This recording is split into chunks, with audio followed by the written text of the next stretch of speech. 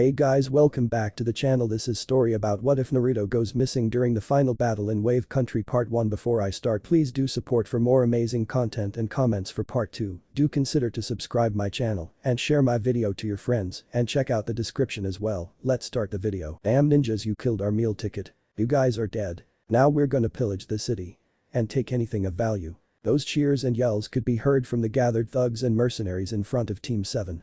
The only thing separating the Konohanins and the rowdy mob were the dead bodies of Zabuza, Momochi and Haku. Naruto's wary gaze shifted towards the members of his squad. Sakura was supporting a battle-worn Sasuke. He could easily detect the fear that crept into her eyes, dreading the coming conflict. The last Uchiha meanwhile was on his last leg. In fact, it was a wonder that he was already conscious again after the beating he had received through the fight with the Hyutin user. His sensei had also seen better days. Fighting off Zabuza had taken its toll on the man's body. And now they should deal with roughly an additional 200 men whose only desire it was to plunder and kill. The blonde hero's fingers swiftly formed his favorite hand sign. Multiple shadow clone jutsu, he poured every ounce of his remaining chakra into this last resort. 10 more blonde genins came into existence, ready for the battle ahead. This also seemed to be the starting signal for the group of thugs on the other side of the bridge. The rows of men started to move, rushing towards the now 11 blonde-haired ninjas blocking their way. Weapons gripped in their hands, the identical-looking kids waited for attackers to come into their range. The advancing mass of enemies came to an abrupt halt as shuriken and kunai started tearing into their ranks. Many of the metal weapons vanished into smoke after they had hit their intended targets. Still, the hail of steel could only continue for so long before Naruto and his clones ran out of ammunition. As soon as the raining of weapons had started, it stopped and the remaining thugs resumed their attack. The blonde genins' counterattack had taken out a good dozen of their adversaries and winded another dozen of them. Now the clones and the original stood side by side forming a line, each one holding a kunai in their right hand, waiting for the incoming onslaught. "Sensei, I could use some help here," Dadabeo shouted an anxious Naruto in the direction of a still unmoving Kakashi Haddock. "Sakura, protect Azuna and Sasuke, I will help Naruto." After those words, the one-eyed Jonin rushed towards his blonde charge.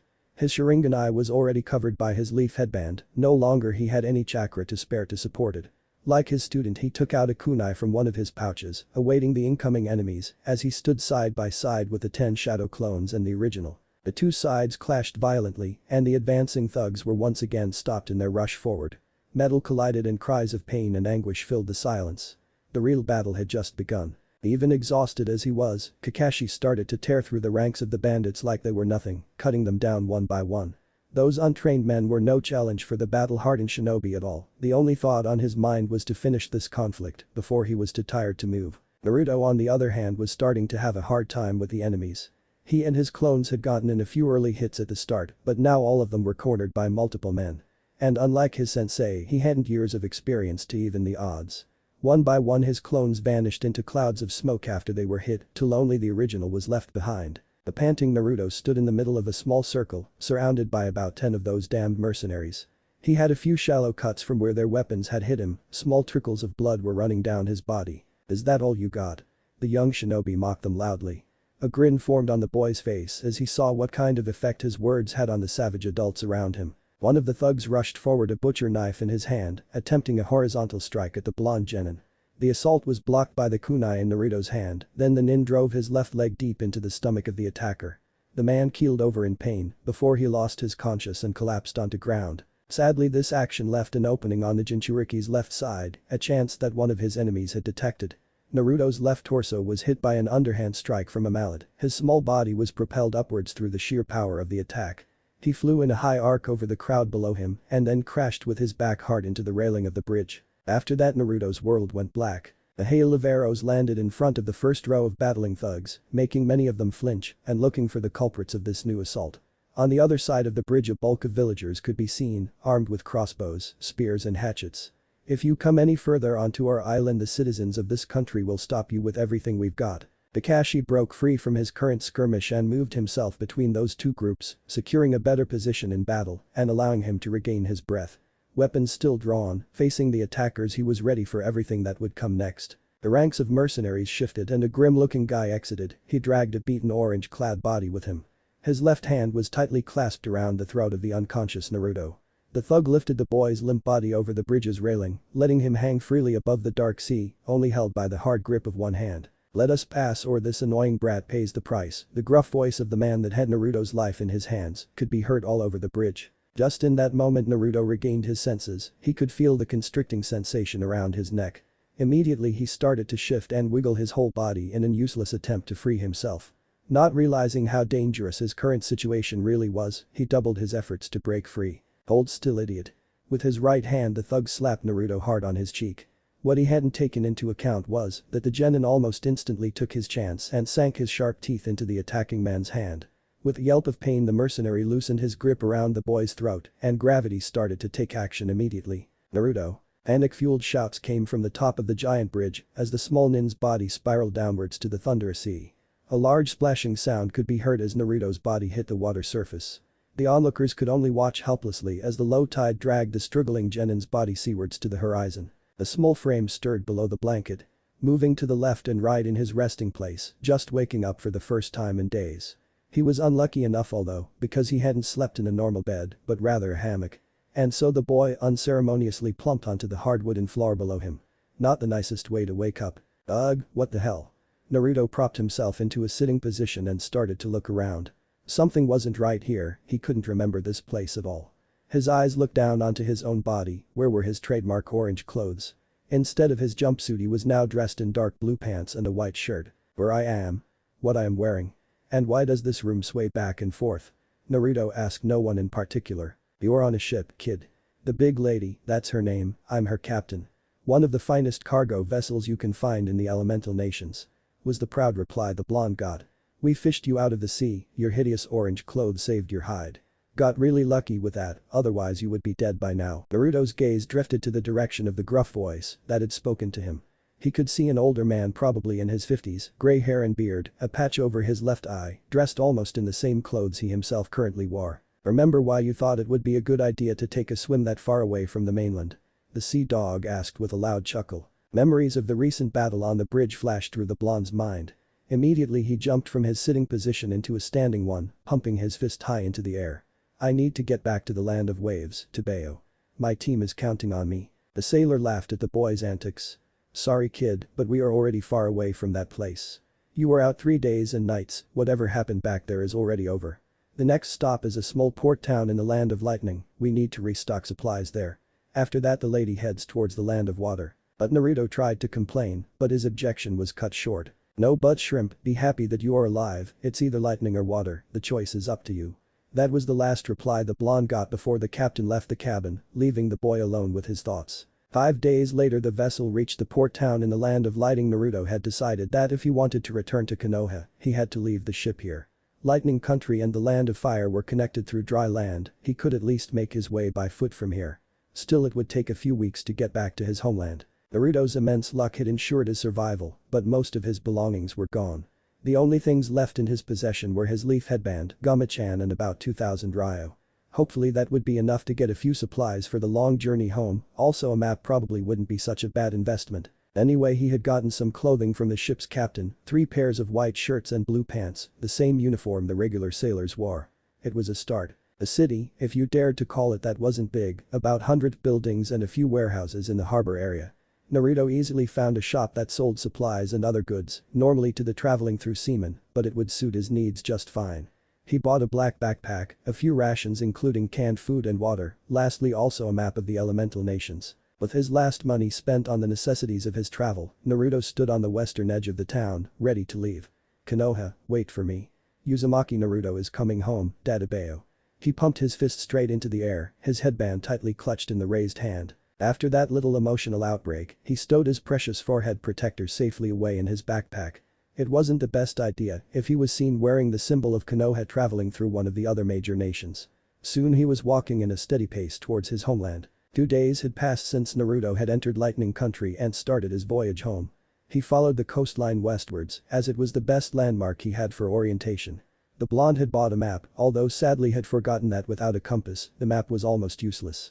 It wasn't detailed enough to include smaller landmarks, and only major cities and capitals were marked on it. The coastline to his left side was comprised of cliffs and escarpments, while to his right was a softwood forest. This was all he had seen since the start of his journey 2 days ago. Naruto was now particularly thankful for the survival lesson he had had in the academy. Finding water and food, hunting small animals down, setting up traps, making fire without matches or a lighter, and building a shelter with branches and leaves. Those lessons had served him well in the last days. Have to thank Iruka-sensei when I come home. Naruto mumbled to himself. His mind drifted towards Konoha, his senseis and comrades. Boom. The loud explosion ripped the blonde boy out of his thoughts. Now most people would run away or at least stay a safe distance away from such a spectacle, but no, not Uzumaki Naruto. Even in a foreign country, on dangerous terrain, his curiosity got the better of him and he stalked carefully towards the location from where the sounds emanated. Some smaller explosions could be heard as Naruto made his way towards the source of all the commotion. It took him a minute or two to reach said location. He ducked behind one of the trees and watched the scene before him unfold. In a clearing in the woods stood 4 men, one of them facing the other 3. The middle of the clearing looked like a large explosion had taken place, rubble was scattered all around, the top layer of earth had been forcefully removed, and on the edges the grass was burnt. The 3 men stood in a triangle formation, all of them clothed the same outfit. Black pants, a dark gray shirt, a bandana in the same color as the shirt, with a metal head plate sewed into it, a white flak jacket over the shirt, and finally dark black glasses that hid their eyes. Naruto didn't recognize the village symbol on the metal plates. Now he regretted that he hadn't listened better to Iruka-sensei's lessons. At least he could assume this were Kumagakure shinobi, as it was the most logical choice. Their adversary was a blonde man, he had about half of his hair in a ponytail, while the rest of it hung freely from his head and also covered one of his eyes. The choice of clothing he wore was most unusual, an auburn floor-length robe clung loosely to his body, obscuring even his hands from view. The 3 ninja were already heavy panting, while their enemies stood there relaxed and smiling. He lifted his arms and his hands shot out from the sleeves of his robes, starting to form hand signs in fast succession. The blonde was finished almost as soon as he had started, then he pointed his palms outward in the direction of his enemies. It looked like he had strange mouths implanted in his palms, those hand mouths spat out multiple white batches of an unrecognizable material. As soon as the batches had left the mouths they formed into small birds and rushed towards the 3 nin on the opposite side of the clearing. It seemed as if those 3 had already experience with that strange things because they tried their hardest to dodge them. But in the end it was a futile effort on their side, all 3 were hit several times by the strange birds. Every time one of the flying creatures crashed hard into one of them it left a white stain on the target. The loud yell of Katsu pierced the silence. After that another set of explosions rocked the clearing, smoke rose around the 3 ninjas that were facing the single stranger. Once the sight was clear again, Naruto saw all of them lying on the ground with large flesh wounds and torn cloths. He was sure all 3 were either dead or would die within the next few minutes. Watching such a brutal but effective display of power really astonished the young Konoha shinobi. I know you are there, come out of your hiding place. The blonde man didn't even look into the direction where the genin was hiding as he spoke. The voice of the victor startled Naruto. Knowing that further concealment would be pointless against such a foe, he compassed himself and walked into the clearing. Trying his hardest to appear as brave and strong as possible. Are you going to kill me, like them? He asked with a small hint of fear in his voice. The blonde genin's counterpart only shook his head. Those 3 ignoramuses and I had some sort of quarrel, they mocked the beauty of my work, so they had to pay for their insults. Naruto took a deep breath, finally calmed down that his life was not at stake here. His face formed a small sly grin. You know, those explosive things you did with your hands are kinda cool. You like my art, kid? Art? The Jinchuriki didn't understand the stranger before him, wasn't art something like paintings and stuff like that? Art is an explosion, was the immediate reply the young blonde got. The genin could only nod, he never had heard that detonations could be art, but he liked the strange explanation nevertheless. Explosions were beautiful in their own way and awesome, let's not forget they are really awesome. Then yes, I like you art, that was so cool. Naruto exclaimed in his usual hyper way and gave a thumbs up to the demolition expert. The bomber really started to warm up to the blonde kid before him, at least this guy understood the beauty of his art. The name is Deidara and who you are. He stretched his arm out towards Naruto for a friendly handshake. Their hands clasped together. Naruto, Uzumaki Naruto, the future Hokage of the Hidden Leaf, Tebeo. After shaking their hands Deidara eyed Naruto carefully. Normally he would be wary of a Konohagakure shinobi, after all he was born, raised and trained in a Wagakure. Konoha and Iwa had a long-standing feud almost since both villages were founded. But the little blonde ball of energy before him was quite different. He was one of the few who really seemed to admire his handwork. The missing nin hadn't met someone like that since he abandoned his own village years ago. Could you show me how to make awesome explosions like you do? Pleaded an eager Naruto.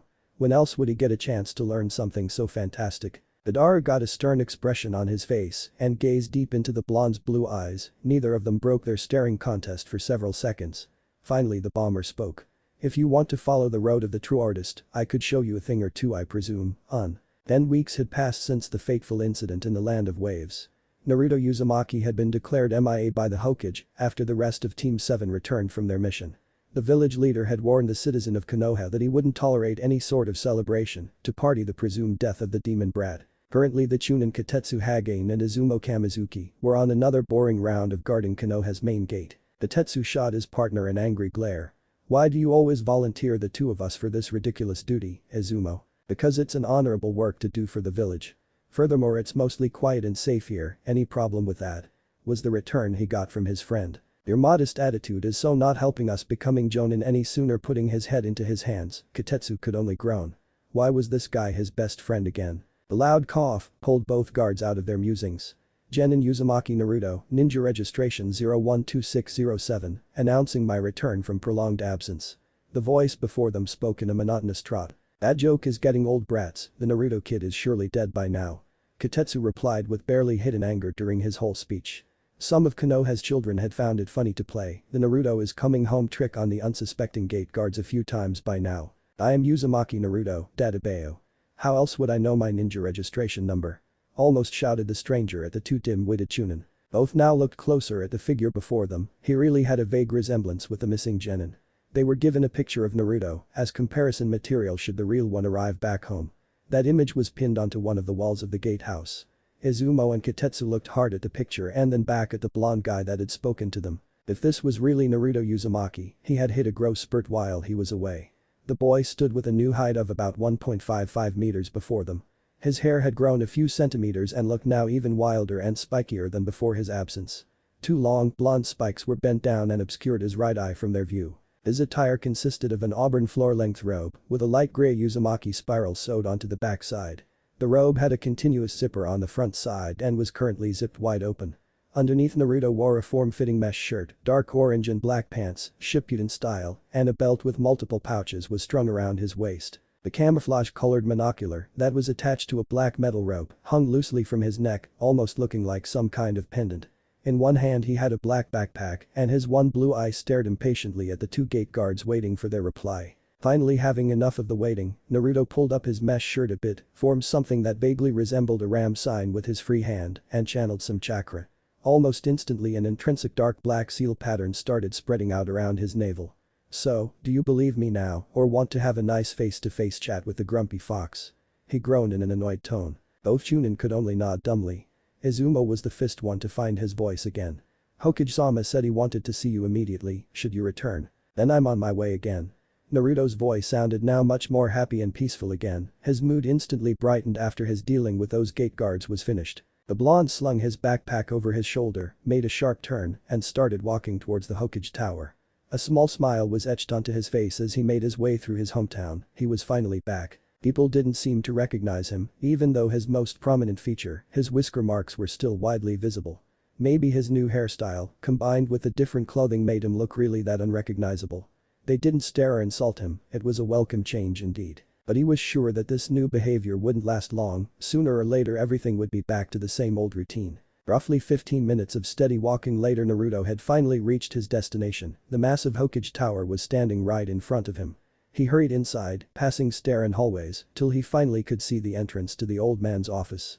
Two ninja flanked either side of the large door, both dressed in the standard Konoha Chunin uniform. Naruto stopped right before the entry and reached out for the handle. "Where do you think you are going, brat?" One of the guardians raised his voice. "The Hokage has requested my presence," was Naruto's simple and quick reply. "And who do you think you are?" The guard seemed visibly annoyed by the blonde boy by now. The genin took a leaf headband out of one of his belt pouches and tied it around his forehead. The two long spikes of his blonde hair although still hung over the headband and continued to obscure half of his right eye. He stared deep into the eyes of the sentry and started speaking. "Uzumaki Naruto, now if you excuse me, the Hokage is waiting." Before either of the men could give him an answer, he had already entered the office. "Good day, Hokage-sama."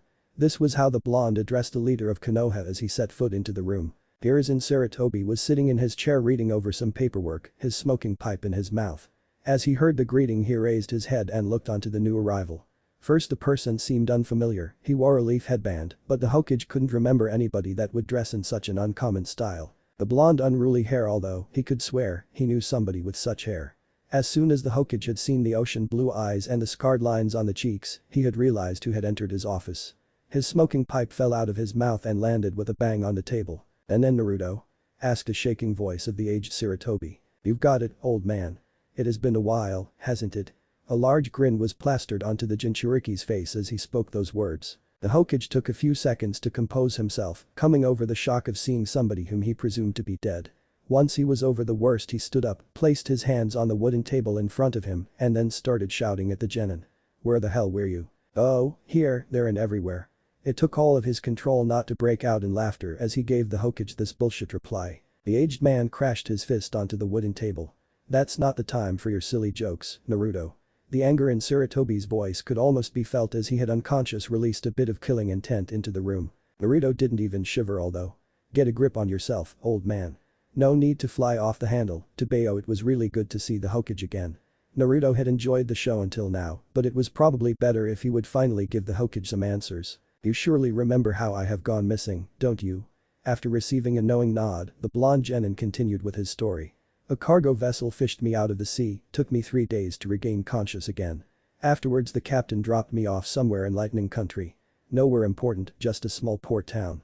Can't even remember the name of the place. The rest then was just walking home, only took me the next 8.5 weeks to get back to Konoha. Anything else you want to know?" Naruto hoped the Hokage would be pleased with this short explanation. He didn't want it to go any deeper into the subject if he could avoid it. "How did you gain money while traveling?"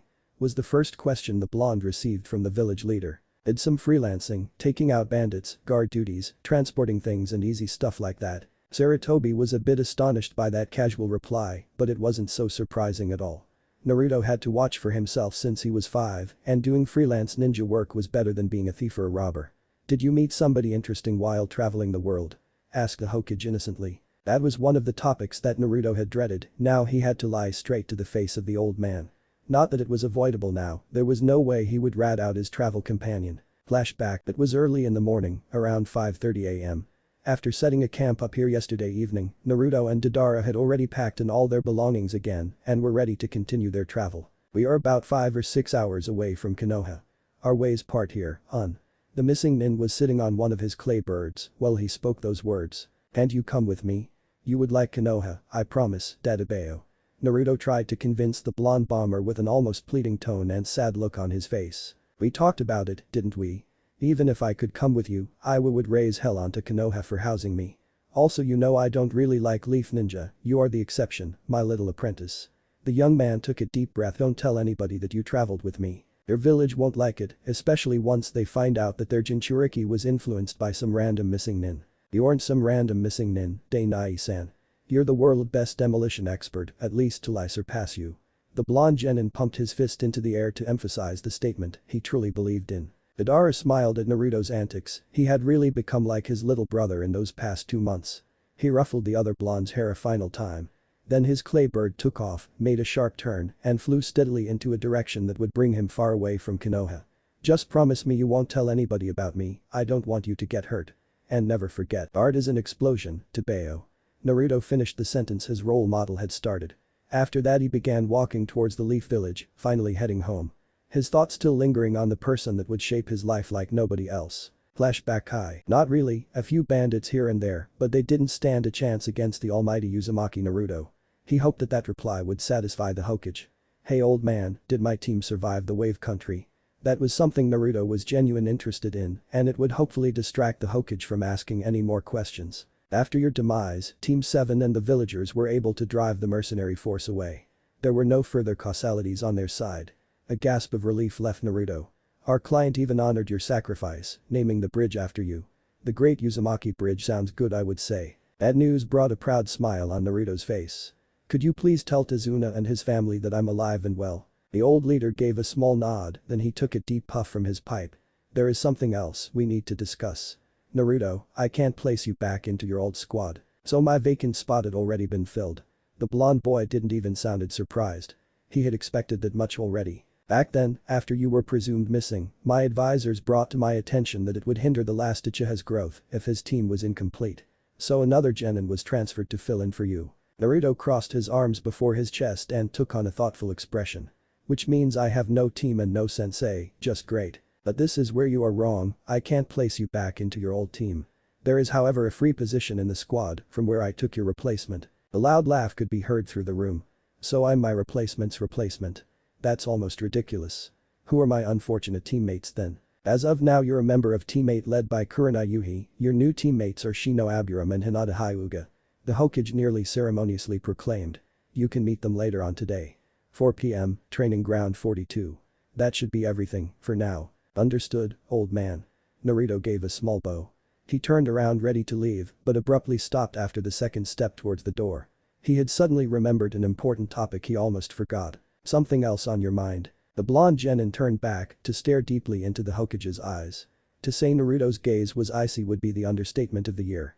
The happy attitude that he had a few moments ago was clearly gone.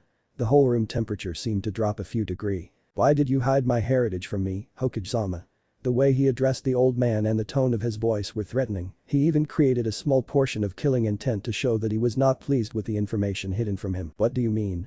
The old leader appeared calm, but that was only on the outside. In reality, he was quite tense. What if Naruto had somehow found out about his father? That wouldn't end well for the Hokage, he was sure of it. My family name isn't for show only, isn't it? I'm a member of the Uzumaki clan, originated from the land of whirlpools. Naruto's eyes never left the aged man while he asked his question.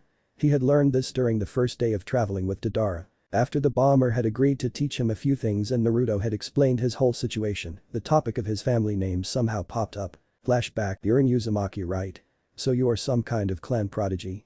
Questioned a curious Deidara. Clan? What are you talking about? I'm just a no-name orphan. The slightly agitated genin replied. No, hard feelings here, I'm an orphan myself, kid. But the Uzumakis were once a famous clan before their destruction. Lectured the bomber. I have a name and it isn't kid. So what? Probably just a coincidence that I have the same surname like some exterminated clan. This wasn't the kind of topic Naruto was comfortable with. The missing nin stifled a laugh. What do they teach you brats in Konoha? If you're named Uzumaki you are a clan member, simple as that. It's a sacrilege to use a clan's name if you aren't related, nobody sane would dare to commit that crime. You said they were destroyed, didn't you? So who would give a damn? The new turn of events had gotten Naruto interested in the current talk. Probably he really was from that dead clan after all, he could hope at least. Even if he was the last one, it would still be some kind of family, something he longed for since he could remember. Their former allies, their old enemies are the spirits of the dead themselves. Konoha and your clan were quite close by the way, once, before Whirlpool's destruction. Whirlpool?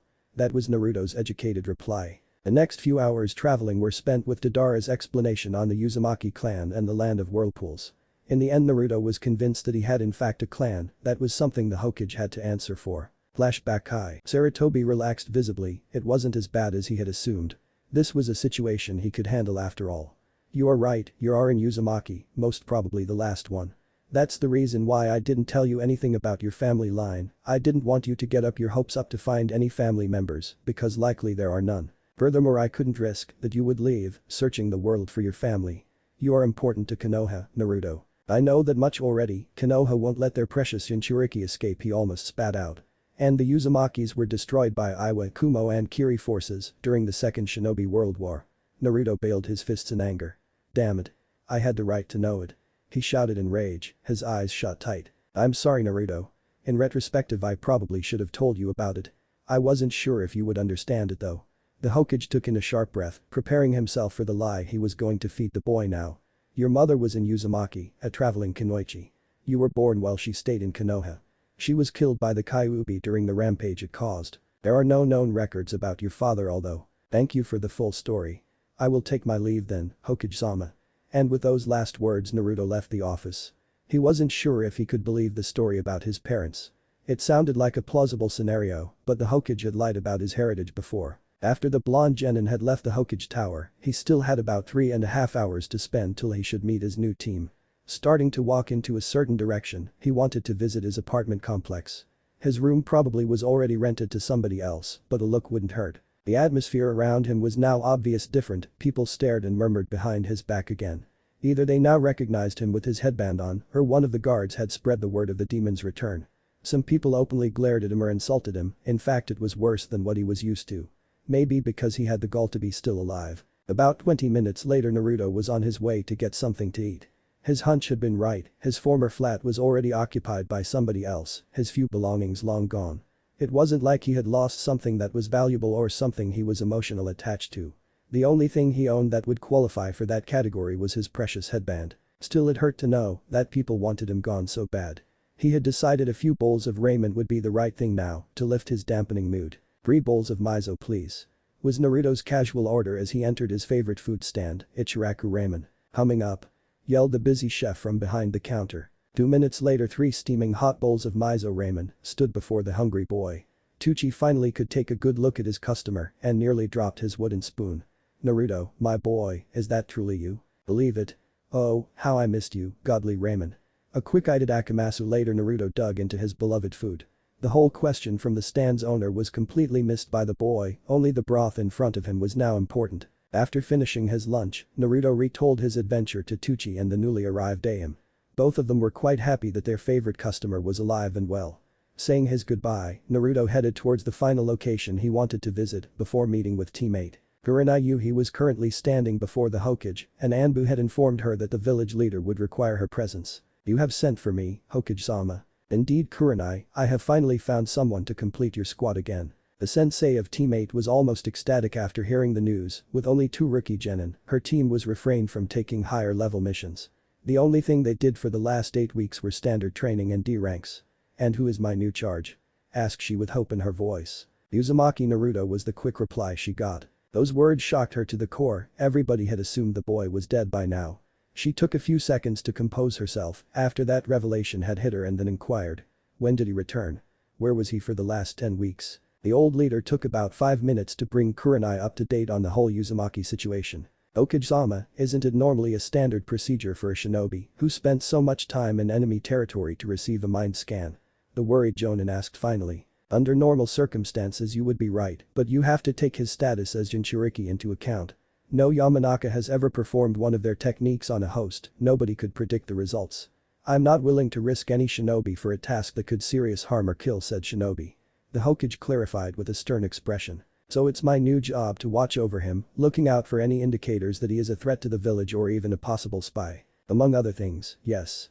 Here are his files, read them carefully, I await an update at the end of the week. The Hokage handed her a folder with documents. Your meeting with him is scheduled for today, 4 p.m., training ground 42. And with that the conversation had ended. Kurenai headed back outside the tower to inform her team of their new companion. She knew one thing for sure, that arrangement would cause troubles. Naruto still had 2 hours till meeting his new comrades. The blonde boy had already reached the last destination he wanted to visit before heading to the training grounds and now took a long look at the huge building that held so many memories for him, then he stepped inside. Carefully he walked through the hallways of the academy, looking for the classroom of the first graders. Finally he could hear Iruka-sensei's lecturing voice coming out of one of the rooms. His hands formed a quick ram hand sign, and in the place of the male genin, suddenly stood a busty, grinning blonde bombshell, clad in a form-fitting black bikini. Swiftly he entered the classroom. All eyes drifted to the newcomer that had stepped into the class. Did you miss me, Iruka-kun?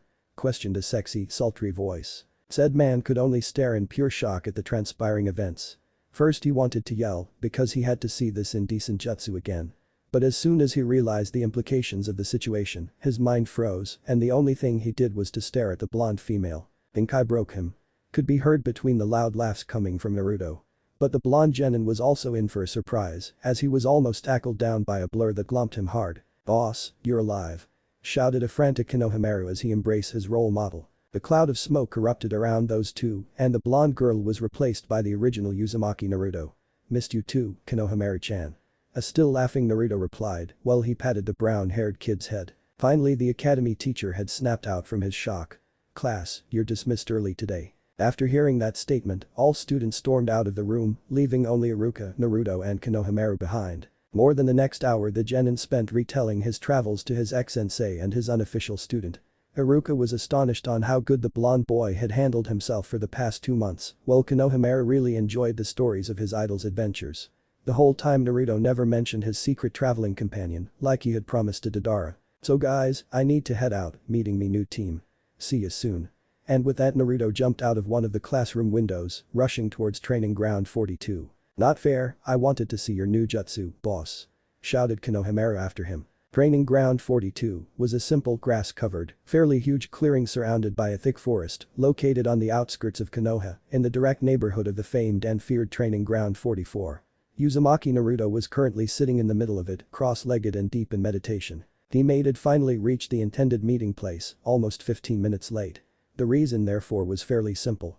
Kurenai had told her two genin that they would get a third team member again. After mentioning who was their new comrade, Hinata Hyuga had promptly fainted at the news, and it had taken quite a while to wake her up. The black-haired jonin wasn't sure if the Hyuga heir would be able to function correctly with her crush's new teammate, but probably the blonde could pull the girl out from her shy shell. Something Kurenai wasn't able to do, no matter how hard she tried for the past few months. All three of them were surprised as they saw the mediating Naruto sitting in the middle of the training ground. He was not like they had expected. No orange clothing, no loud boasting, no hyperactivity, just sitting there as still as a statue. The blonde raised his head and looked from his sitting position over to his new team. His gaze wandered over them all, from his Jonin sensei to the stoic Aburam and lastly to the currently blushing Hyuga. "You're late." Naruto voiced his opinion in an amused tone. "Still not as bad as Kakashi sensei though, only 15 minutes. Naruto raised himself from the ground and started walking towards his dumbfounded team. They hadn't awaited such a greeting from him, but he wasn't the #1 surprise ninja for nothing.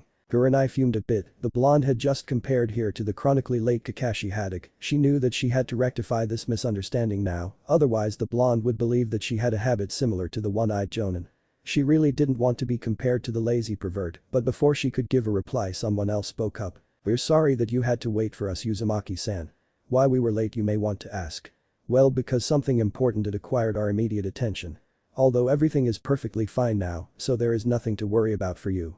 The Aburam gave his overlong answer. Hinata meanwhile tried to hide her embarrassment, she had immediately remembered that she was the reason why teammate was slightly late. Her head sunk partially into her coat and she moved halfway behind Kurenai-sensei. "No need for formalities, Shino, just call me Naruto, plain and simple," said the blonde while he was still moving towards the other three individuals occupying the training ground. "I will try to remember that, Naruto-san," replied the ever-stoic Aburam. The addressed teammate could only shake his head in wonder. The four stood finally face to face as Naruto raised his voice again. "So sensei, what are the main functions this team normally performs?" Deidara had told him that most teams were specialized in some area and he wanted to know how he would fit into his team's role. His new sensei stared in wonder at the young boy, nothing in his files had indicated that he was that insightful, probably his unintended field trip had had some positive consequences. Teammate was formed as tracking and information gathering unit mainly because the clan techniques of Hyuga, Aburam and Inyazuka were especially suitable for such tasks. Naruto gave a small nod before he replied. "My shadow clones should be able to help out with this goals quite good, especially with their ability to return memories to the user." Finding out that special ability of his clones was quite funny indeed, but had hurt badly. Flashback, 5 of Naruto's shadow clones stood in a clearing, side by side, their faces distorted in concentration, hands forming a ram hand sign.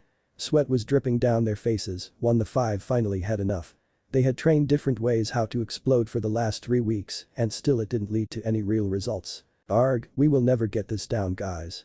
The annoyed clone shouted out loud. "Already giving up on art, my pupil, Deidara walked out of the forest into the clearing. "This isn't getting us anywhere, try it for yourself, Day-sensei, if you think it's so easy, Tebeo." The blonde copy yelled, seriously angry at the lack of progression. "You have to work hard to understand true art. It took me years to reach my level of enlightenment, but don't give up the hope, I believe in your way of the artist, Naruto-chan." The blonde bomber patted the copy's head lightly during his speech. Suddenly Deidara could feel an intensification of chakra nearby, his eyes wandered to one of the other clones, who were still concentrating hard to compress their chakra. One of the other 4 copies had lost all his color and his body looked strangely distorted. That would be the last thing he ever saw, then an explosion rocked the clearing. A few hundred meters away deep in the woods, both blondes had set up their camp. The real Deidara and Naruto currently lay there on the forest floor, their faces contorted in pain. "Ow. That hurt. Hey wait, why the hell do I even know how it feels to be blown apart?" shouted an amazed Naruto. Flashback high. Kurenai nodded at the conclusion the blonde had drawn. "Your shadow clones will be a nice addition to the team. What I wanted to ask you is, how many of them can you make, Naruto?" The genin looked like he was deep in thought after hearing the question, then he answered. "Between 45 and 60 who have sufficient chakra to be useful. Quite some more with the help of my tenant." The black-haired jonin was shocked at how many solid clones the genin could create, probably even the Hokage couldn't make that many. The topic of the Kyuubi scared her though, she leaned forward to the boy and whispered into his ear. Are you sure you want to discuss your special condition before your teammates? Naruto looked at his sensei, then his teammates, a serious expression on his face. If you allow it, sensei, I would like to tell them about my burden. You should know that I used it subconsciously during my last mission, so they will see it sooner or later. If that moment comes, it is better for them to know about it beforehand, it could affect their combat readiness. Kurenai could understand his reasoning, so she gave Naruto the answer he deserved. You have my permission to tell them everything you want, after all it's your secret and only you and the Hokage can freely speak about it without punishment. Hinata and Shino were both puzzled by the discussion between their sensei and new teammate. What kind of secret were they going to learn? Both watched Naruto with curiosity, waiting that he would tell them about it. I am the Kyuubi. The blonde said with an unemotional voice. The rest of teammate were baffled. Kurenai didn't understand why Naruto would talk like that, surely he knew the difference between the prison and the prisoner. Shino thought that Naruto was trying to prank them somehow, what else could be the purpose of such a ridiculous statement? And Hinata. Somehow it made sense, she knew that most people hated her crush for some incomprehensible reason. But she was sure that he wasn't some kind of monster and he wasn't clearly not evil. If he really was the nine-tailed fox demon, Konoha would already be burning to the ground for everything they did to him. Naruto stifled a laugh. You should see your faces. He took on a much more stern expression. Okay, the fun is over, now on to the serious matters at hand. The blonde took a deep breath. I am not the Kyuubi, as you have already guessed. But still the former statement had some truths in it. Whatever you think you know about the beast's demise is a lie. In fact, the Yondaime Hokage didn't kill it. How should he have done that feat in the first place? The Kyuubi is more or less just chakra with a consciousness and a physical form. And you can't kill chakra. So he did the next best thing, he sealed it away by putting the chakra beast into a newborn baby. Naruto took a look at his two teammates, both seemed to have caught on. Yes, the Yondaime sealed the demon into me on that fateful day, the 10th of October, more than 12 years ago. I am Konoha's resident Jinchuriki. The blonde boy said with a heavy voice. Naruto was awaiting some outrageous yells or hateful glares, but nothing like that ever came. Both of his new comrades seemed to be deep in thought over what he had told them. Shino's expression was unreadable, while Hinata had a deep look of sadness engraved onto her face. The Aburam was the first one who raised his voice to speak his opinion after he carefully had analyzed Naruto's statement. This is the reason you are generally disliked by Konoha's population, because they only see you as resurrected representation of the terrible nine-tailed beast, Naruto-san. Receiving a small nod from the blonde, he continued his speech. You are no more the Kyuubi than I am a bug, just because our bodies house some other living entity, it doesn't make us said being. Hinata was silent through the whole ordeal, now she fully understood why people hated her idol. She had to reassure him that she saw him for nothing more than the person he was. Not the Kyuubi, a demon or something else. The Hyuga girl took all courage she could find in herself together and spoke. Shino is right, and Naruto-kun. You're just a normal human being with a terrible burden. The next second, both genin found themselves embraced by an emotional Naruto. Thank you guys, you don't know how much that means to me. Dadabayo, he was really moved that both of them had so easily accepted him, even after knowing his darkest secret. The Hyuga heiress meanwhile had other problems, being fiercely hugged by Naruto had certain effects on her. The brunette's face had turned a dark shade of neon red and she was already on the verge of fainting. Finally her eyes rolled back into her head and she fell unconscious. Their sensei couldn't suppress a giggle as she saw the female teammate going limp in Naruto's arms and then watching said blonde going into full panic mode over the girl's blackout. However, she had no idea how she should explain this event to him without exposing a certain degree of the Hyuga's feelings to him. The panic-stricken Naruto had placed the brunette on the ground and was currently trying to wake her up from her sudden coma. He had moved one of his hands to her forehead in an attempt to feel if she had fever, after all her head was very red. Then he tried to shake her awake, but nothing had worked so far. Naruto-san, you should avoid close body contact with Hinata for now. She is an extremely shy person and it takes her a while to get comfortable around a new comrade like you. Just let her rest for now because she will wake up by herself eventually. The short explanation that the Aburam spoke in his usual monotonous voice calmed Naruto finally down. The blonde had his hands behind his head and rubbed his neck sheepishly. I'm sorry for that, just got overwhelmed, I think. He remembered how Deidara had found out about his tenant. Flashback, both blondes were currently walking side by side through a tundra-like landscape in the land of frost. They had just crossed the borders from lightning country to frost 2 days ago without problems. Out of the blue, Deidara dropped the bombshell onto his unsuspecting companion. You're a Jinchuriki, aren't you, Naruto? The blonde genin immediately tripped and fell face first into the cold dirt. At first it looked like he was in a catatonic state, but then as fast as he had fallen down, the boy was on his legs again, staring with barely hidden fear into his counterpart's eyes. I don't know what you are talking about, Day-sensei. No need to lie about this to me, I had already contacted 2 demon hosts before I met you. One of them could even be described as my friend, so it's not like I would hate you for your burden, on the bomber clarified. Naruto's face instantly brightened up. You don't hate me? You promise? Sure, I promise it, if that's what you want. So which one is it? Asked a curious Deidara. The 9 tails, Kyuubi. Replied the genin cautiously. How did you find out about it, sensei? The missing nin chuckled hard. Really? Naruto, you can make an almost unending amount of shadow clones, well I barely can make 5, then you have stamina like a herd of wild bulls, and lastly I have seen how fast your bruises and cuts heal after our training sessions. Deidara took a small breath before he continued with his explanation. First I thought it was some sort of Kekai Genkai, but in the end the similarities to the other Jinchuriki I have met convinced me that you're one. Most hosts have greater chakra and stamina reserves than normal ninja and often some kind of special ability linked to their beast. Did you really think I would abandon you because of something like that? Small tears of joy trickled down the boy's face. Thanks that you accepted me, sensei. Naruto spoke between sobs. Cherish those who accept and understand you, kid, and try to ignore those who can't. They aren't worth your time. Was the advice Deidara gave him that day. Flashback high. After about 5 minutes in Dreamland, Hinata returned to the living. She was embarrassed about the whole incident. But Naruto assured her that he understood her shyness and would try to hold his distance from her till she would be comfortable enough with him around. It was an arrangement the heiress could live with for now. Kurenai rose her voice again after everything had cooled down. Are there any other skills I should be aware of, Naruto? I have learned tree and water walking, furthermore I have created a new technique while traveling.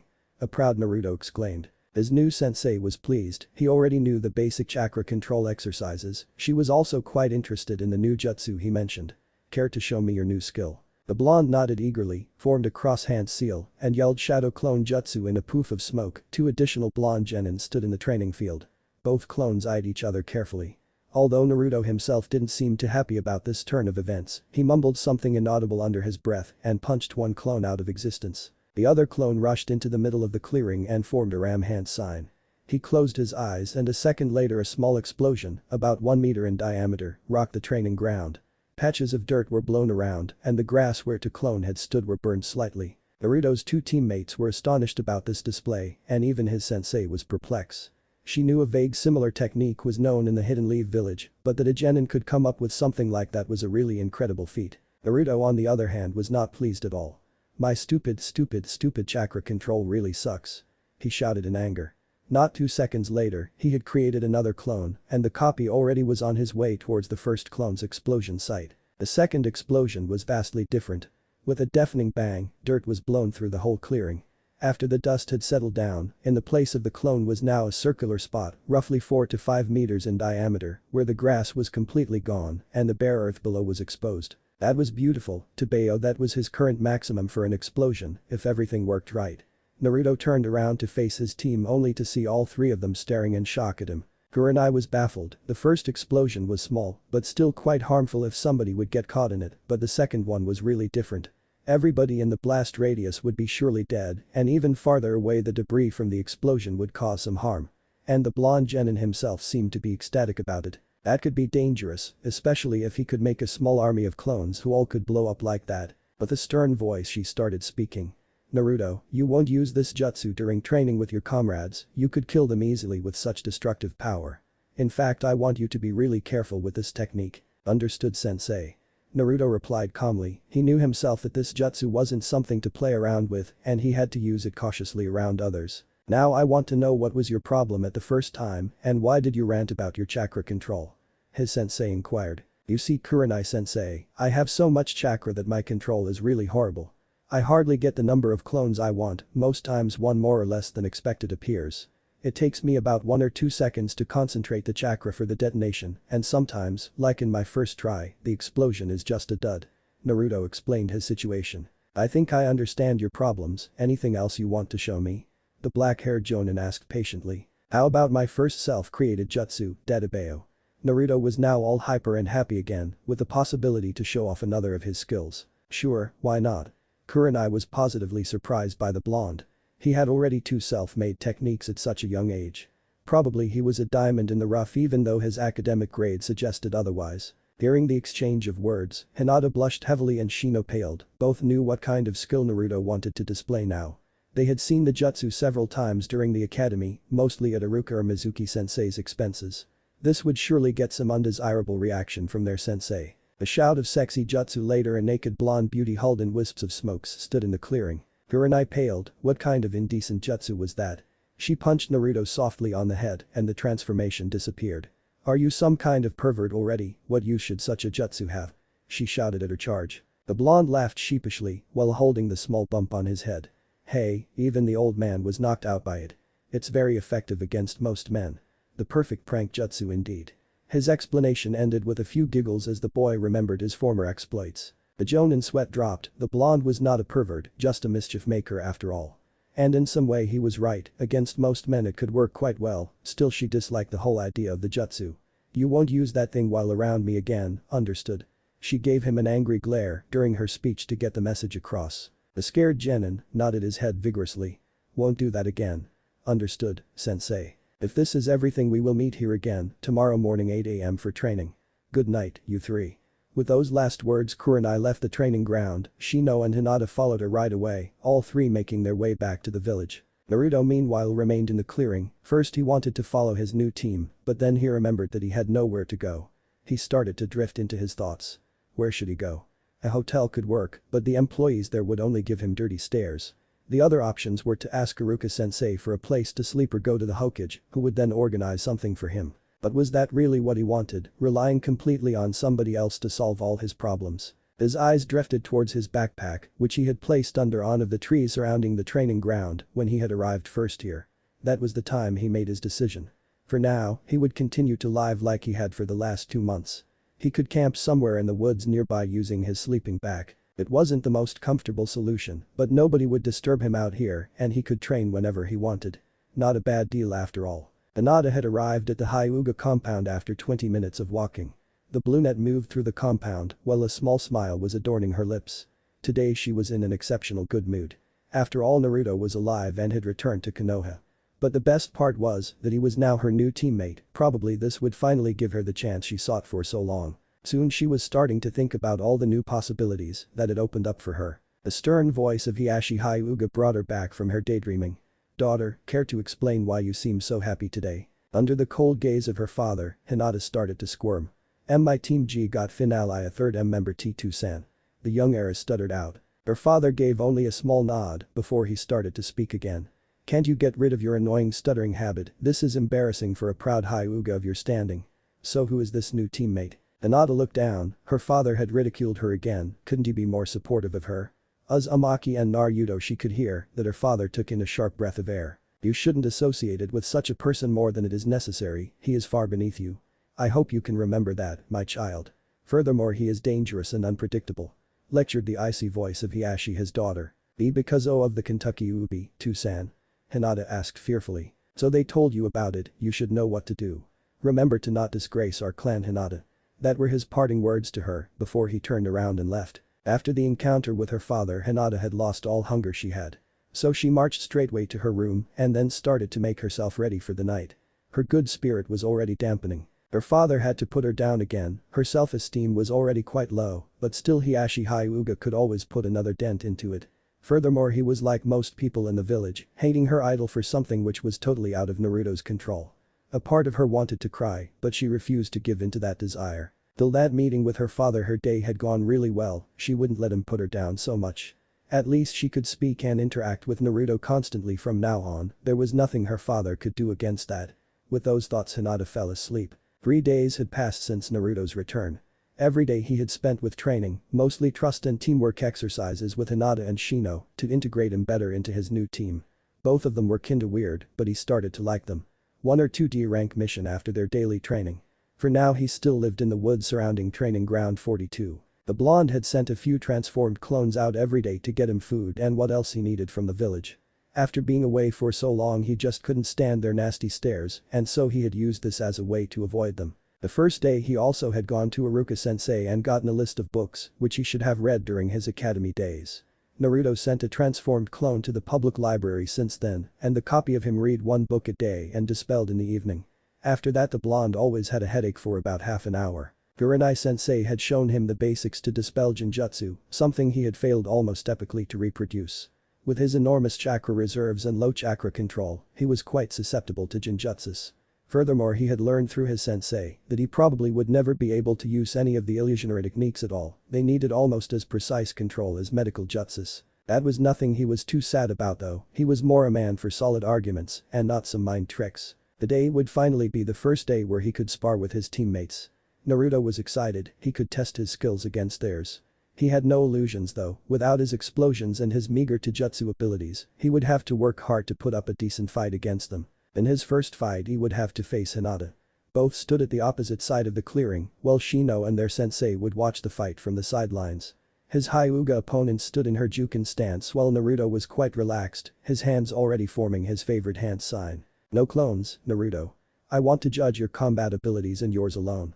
You can begin anytime you want, said the black-haired Jonin with a hint of glee. The young genin now was almost sweating bullets, his clone had read a book about Konoha's clans yesterday, and now he knew perfectly what kind of skills the Hyuga had. Without clones he was so dead, still he wouldn't give up without fighting back. So he slipped into his impromptu stance and waited for Hinata's attack. Moving in first without his support army will be suicide. The Hyuga girl meanwhile eyed him carefully, her bloodline limit already activated. She wasn't sure what to do because she didn't want to hurt Naruto, and after Kurenai-sensei forbade him the use of shadow clones, he was an easy target now. Come on Hinata, show me how strong you are, no need to hold back, I can take quite a few hits.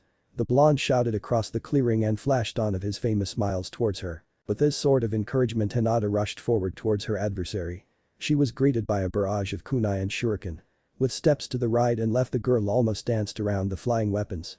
As soon as she was in melee range, she started her onslaught. The first few strikes were blocked by Naruto, still they closed some of the tenketsu points in his arms. His movement started to slow down and then she crushed his defense. Seconds later he was lying on the ground with a pain-contorted face. Everyone was shocked, Shino and Kurenai had never seen the girl so enthusiastic and skillful in a fight. Naruto was shocked at how easy he was defeated and Hinata was scared that the blonde would hate her now because she had humiliated him in front of their comrades. The downed genin started to sit up and looked at the Hyuga girl with amazement in his eyes. That was awesome Hinata. He shouted elated and gave her a thumbs up. At his sudden compliment the brunette blushed a deep shade of red and fainted with an iep, a small smile adorning her face. Naruto started to panic. I swear I didn't do anything this time. I didn't even touch her, Shino help me, come on. The Aburam meanwhile moved over to Hinata, even though he knew why she blacked out, he still wanted to check on her condition. Kurenai could only grin at the interaction between her team. She was sure the blonde was a gain for them after all. Hinata was never this open before and even Shino seemed more lively. The Jonin was keen to find out how the blonde enigma would change them all. For better or worse. The first week of the new teammate had passed without any major incidents, if you don't count the occasional fainting spells of one Hinata Hyuga.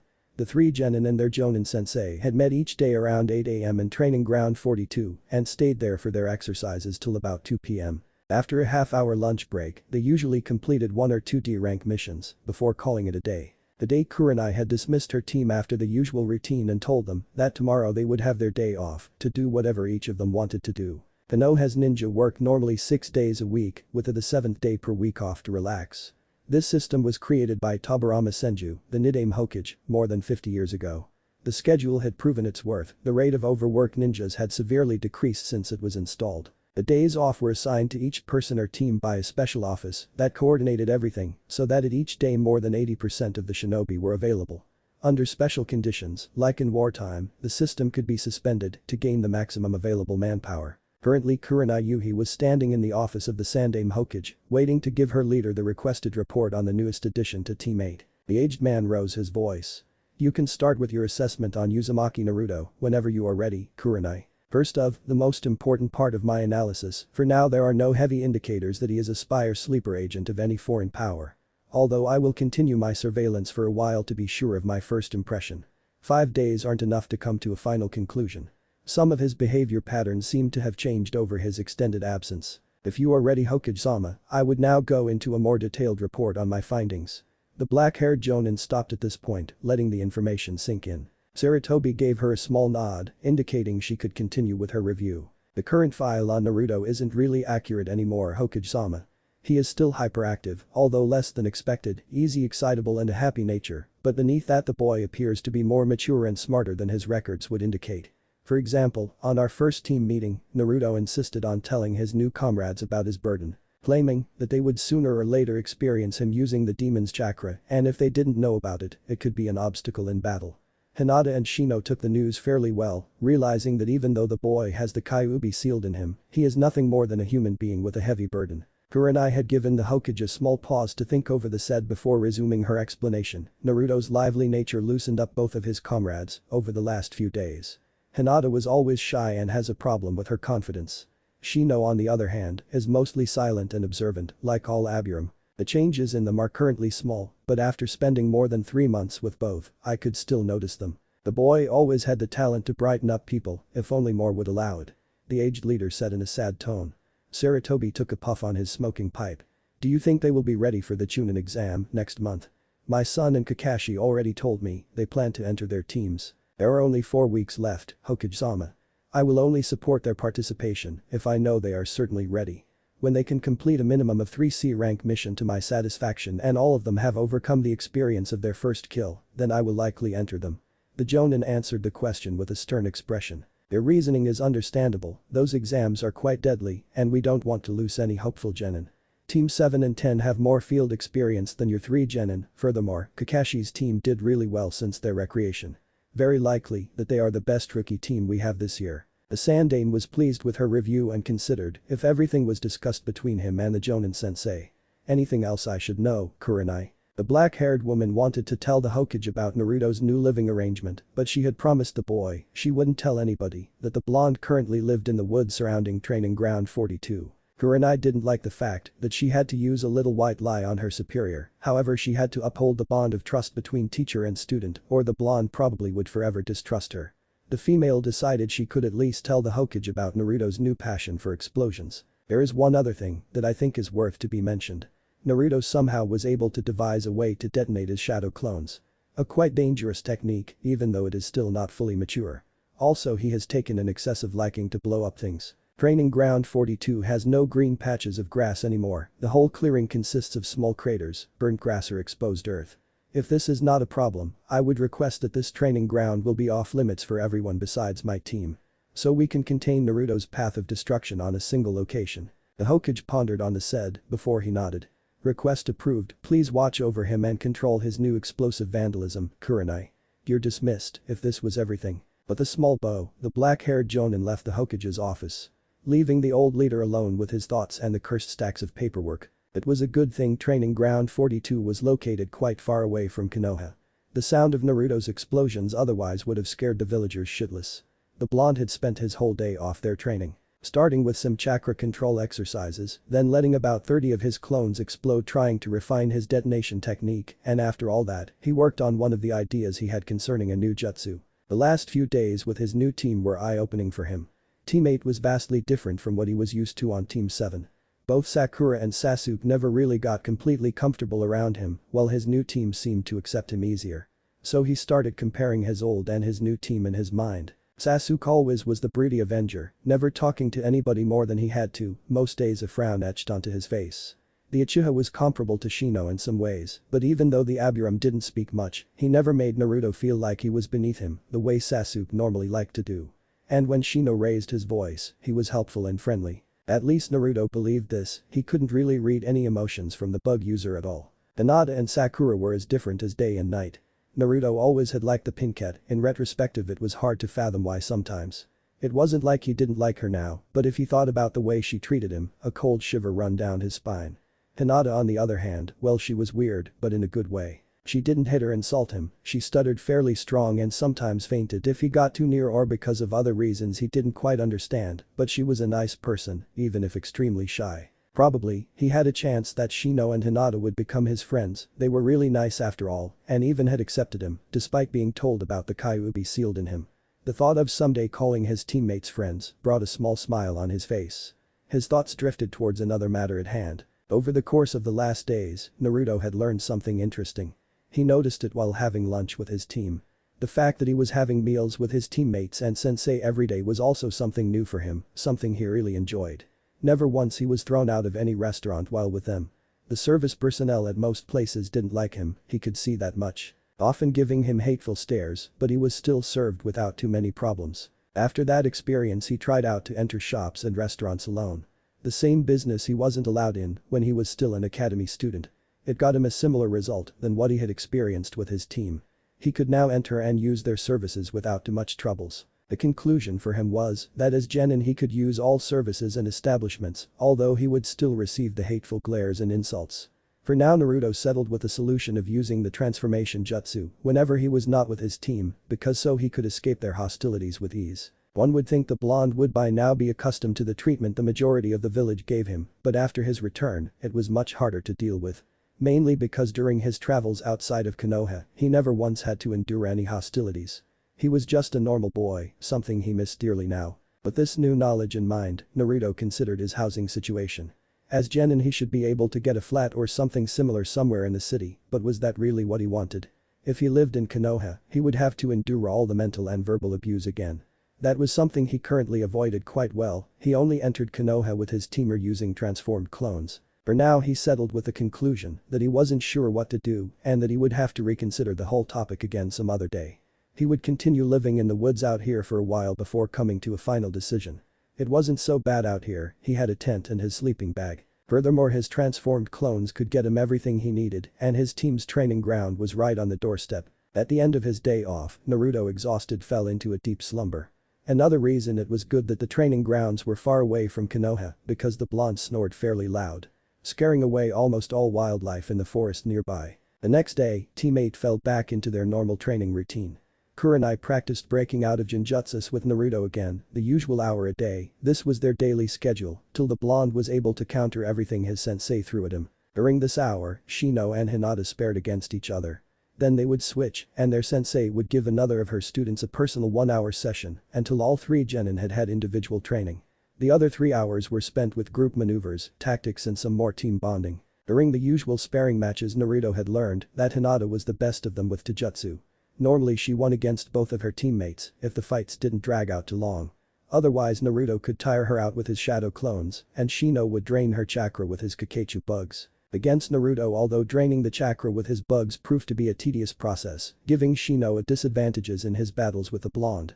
While the Aburam's Taijutsu was slightly above Naruto's, the blonde had numbers on his side.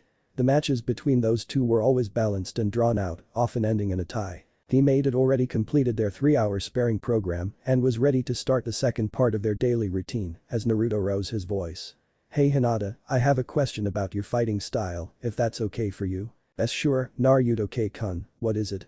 the shy heiress answered timidly. The blonde made a concentrated face before he asked again. "Is there some special reason why you usually don't use any ranged weapons? With your Byakugan's abilities, I thought you would be really good with throwing weapons and such stuff." Hinata's face flushed a bit at the words of praise she and her bloodline received from the blonde boy. My clan is specialized in melee fighting, also my own skills with kunai and shuriken aren't that good." She replied a bit embarrassed while fidgeting with her fingers. Naruto gave her an encouraging smile, which only increased Hinata's uneasiness. "Even when your family are masters of martial arts, you shouldn't limit yourself to only one way of fighting." The Jinchuriki got into a thinking pose for a few seconds, remembering a certain encounter he had in Wave Country. Then he started to speak again. "Ever tried Senbon? You know, those pesky needles can be really dangerous, Tobeo." Kurenai had observed the discussion between her students. Naruto's idea had some good points, so it wouldn't hurt to test out if the girl could use Senbon needles to her advantage. "He could be right Hinata, this is something you should try out." The black-haired Jonin pulled out about 10 needles from one of her pouches and handed them to the Hyuga. "Watch me carefully, I will show you how to use them." After roughly 5 minutes of instruction, Hinata was ready to give the Senbon a try. She activated her bloodline and focused her eyes on a tree about 20 meters away from her current location. Using the throwing technique her sensei had showed her, she launched the needle at the target. The Senbon hit spot on the middle of the tree trunk and sunk in about half a centimeter. Throw after throw the blue net shot out the small metal spikes at her target, not one missed, and in the end all 10 of them were embedded in the surrounding of the first, none farther away than 15 centimeters. "That was awesome." An exuberant Naruto shouted through the clearing. "I knew you could do it." A part of Naruto wanted to give the girl an encouraging pat on the shoulder, but he remembered her shyness problem and refrained from doing it. "Excellent display of your abilities, Hinata." Praised the ever-stoic Aburam, you could almost see a small smile on his face. "You seem to be a natural." "That was very good, especially for a beginner." Congratulated Kurenai her student. Hearing all those compliments from her team really embarrassed the Hyuga girl, her face was quite flushed. Still, this would forever mark the day when Hinata Hyuga discovered her passion for throwing small metal needles at her enemies. It was also the day her comrades came to curse after having to play the target for her studies. The second week progressed much the same for teammate as the first, the only real change was Hinata's new training schedule, with her pointy metal spikes.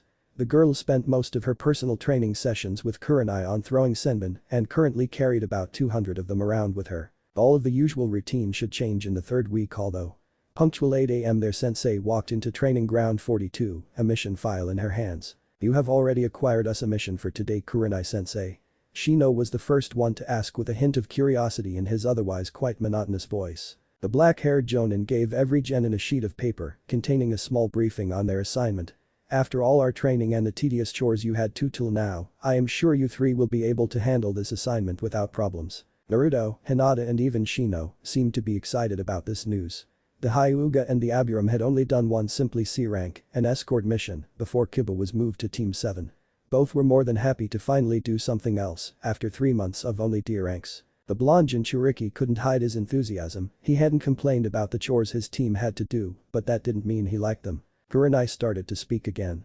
In the surroundings of Tanzaku, a notorious gambling city in the Land of Fire, an increase in robberies during the last month was reported. "We are to investigate this activities and if possible stop the criminals behind them. Pack for roughly 2 weeks. Meet me at the main gates in 2 hours." And with that teammate sensei vanished in a cloud of smoke, leaving only floating leaves behind. Not even 2 hours later teammate was on their way to their first C-rank mission. Hopefully ready for the challenges ahead of them. Kurenai and her team reached Tanzaku after 3 days of uneventful travel. While their sensei spoke to the authorities, she had instructed the 3 genin to gather information from the locals. The genin had split up to gain as much information as possible in the short time. An hour later teammate was reassembled. "Did you find out anything helpful?"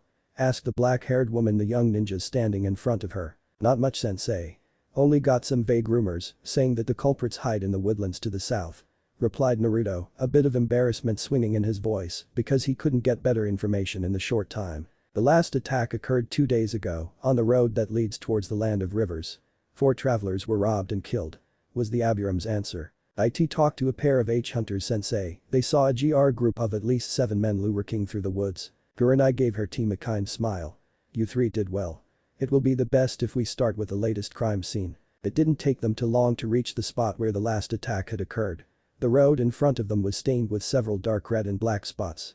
Furthermore, the ground had various scratches and other marks which indicated that some kind of fight occurred here.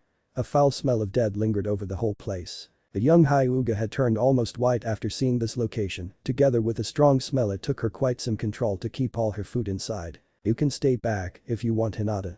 No need to see all of this." Kurenai comforted her. The jonin knew that the girl had to get comfortable with such sights sooner or later, but for now she could try to go easy on her. Meanwhile, Naruto was examining the dried pools of blood. There were 4 of them, 1 for each victim. By the size of it, each of them had at least lost 3 liters blood. Whoever did this enjoyed his work far too much, even common thieves could kill quicker with less bloodshed. Those robbers had to be really sickening individuals. "Sensei, I think I found a trail. Why you ask?" "Because my Kakachu have detected a faint trace of blood leading to the south." Shino seemed to be an epitome of calmness. If the blood and smell did disturb him, he didn't show it. "Good, we move on in diamond formation.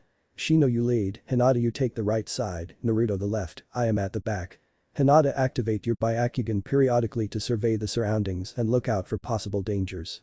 Kurenai gave them a hand signal and all 3 genin started to move forward, following Shino's lead. The team had moved for several hours through dense forest area, following the blood trail. Suddenly Hinata raised her hand, everybody stopped. "A small camp, about 100 meters in our current direction. 7 men, no ninja." She whispered, barely hearable. "Hinata, Shino, give me cover with ranged attacks. I will attack with 10 to 15 clones and take them out, that should be the safest approach." "What do you say, sensei?" Naruto had taken charge and told his plan to the others. Kurenai thought about it for a few seconds before giving the blonde a nod. It was a simple but sound plan. The team started to move forward again, slowly approaching their targets. In a glade stood 5 tents surrounding a small fireplace. The bandits were sitting around drinking and joking, unsuspecting of the coming attack. The members of Team 8 meanwhile had positioned themselves north of the camp. Hinata and Shino had climbed a tree and waited for Naruto's signal to attack. The Jinchuriki meanwhile waited hidden behind a tree for the right moment to strike. Finally their sensei observed them all from a tree branch, veiled by a Jinjutsu. The whiskered genin gave a wink with his hand and the hail of iron began immediately. Hinata started throwing senbon and Shino's shuriken ripped through the air. At the same time 12 blonde copies appeared in the glade. As the first throwing weapons hit their targets, the bandit camp sprung into action. Shouts could be heard and the men tried to take cover behind their leather tents. One of them collapsed paralyzed before he could hide himself. More than 20 needles were sticking out from various places on his torso and limbs. All of Naruto's clones now rushed towards the camp, his teammates stopped their attack to not accidental hit the blonde copies. Soon the remaining 6 thugs were surrounded by the 12 clones. "Give up and I don't have to kill you bastards, Dadabeo," one of the blondes said with an ice-cold voice. The leader of the band swung a big one-handed bloody axe at said copy, who easily dodged the attack. "Shut up, brat. First we will skin you and then the rest of your team, I hope you all bled well." The dirty thug shouted at the identical-looking genins. "You know what to do," yelled the original. As soon as those words were spoken all clones formed a ram sign and started to concentrate their chakra. The bandits didn't wait a moment and began their counterattack, but it was already too late for them. 3 clones were destroyed before the explosion started. 5 detonations rocked the clearing, the blast wave blew a big cloud of dirt through the clearing. After the dust had settled teammate could see the gruesome sight before them. Blood and body parts were strewn around. Not one body was intact. Torn of limbs and shattered heads littered the ground, a smell of burning flesh was hard in the nose. Some fleshy parts had even hit the trees surrounding the glade. As soon as she saw the massacre Hinata stormed away, her face ashen, tears running down her face. The Hyuga girl surely was going to vomit out everything she had eaten today. Kurenai was shocked, she hadn't expected the blonde to be so brutal. There would have been other ways to subdue the enemy without relying on tearing them apart. It was certainly effective, but overly cruel. She had seen many things in the Third Shinobi World War, and certainly the clearing reminded her of those times when war raged through the elemental nations. After those thoughts the black-haired Jonin followed her fleeing student, trying to comfort the distraught girl. Shino meanwhile could only stare in wonder at his blonde teammate. Without blinking an eye, he had killed 7 men in one of the most gruesome ways possible, and he didn't seem to be affected by it at all. Even the ever-stoic Aburam was disgusted by the sight before him. Naruto in the meantime was walking across the clearing, making his way to the crater his copies had created. He looked through what was left of his adversaries and their camp, trying to gauge if there was anything of value or importance left. After finding nothing he returned to Shino's side. None of them spoke a single word till their sensei returned. "Hinata!" shouted a concerned Kurenai, she had lost the sight of her female charge. Soon she found the girl leaning on a tree, puking her innards out. The Jonin put her hand comforting on the Hyuga's shoulder in a simple attempt to comfort the heiress. After a few minutes Hinata was finished with emptying her bowels. Tears were still streaming down her face. "Hekk killed them," she stammered out.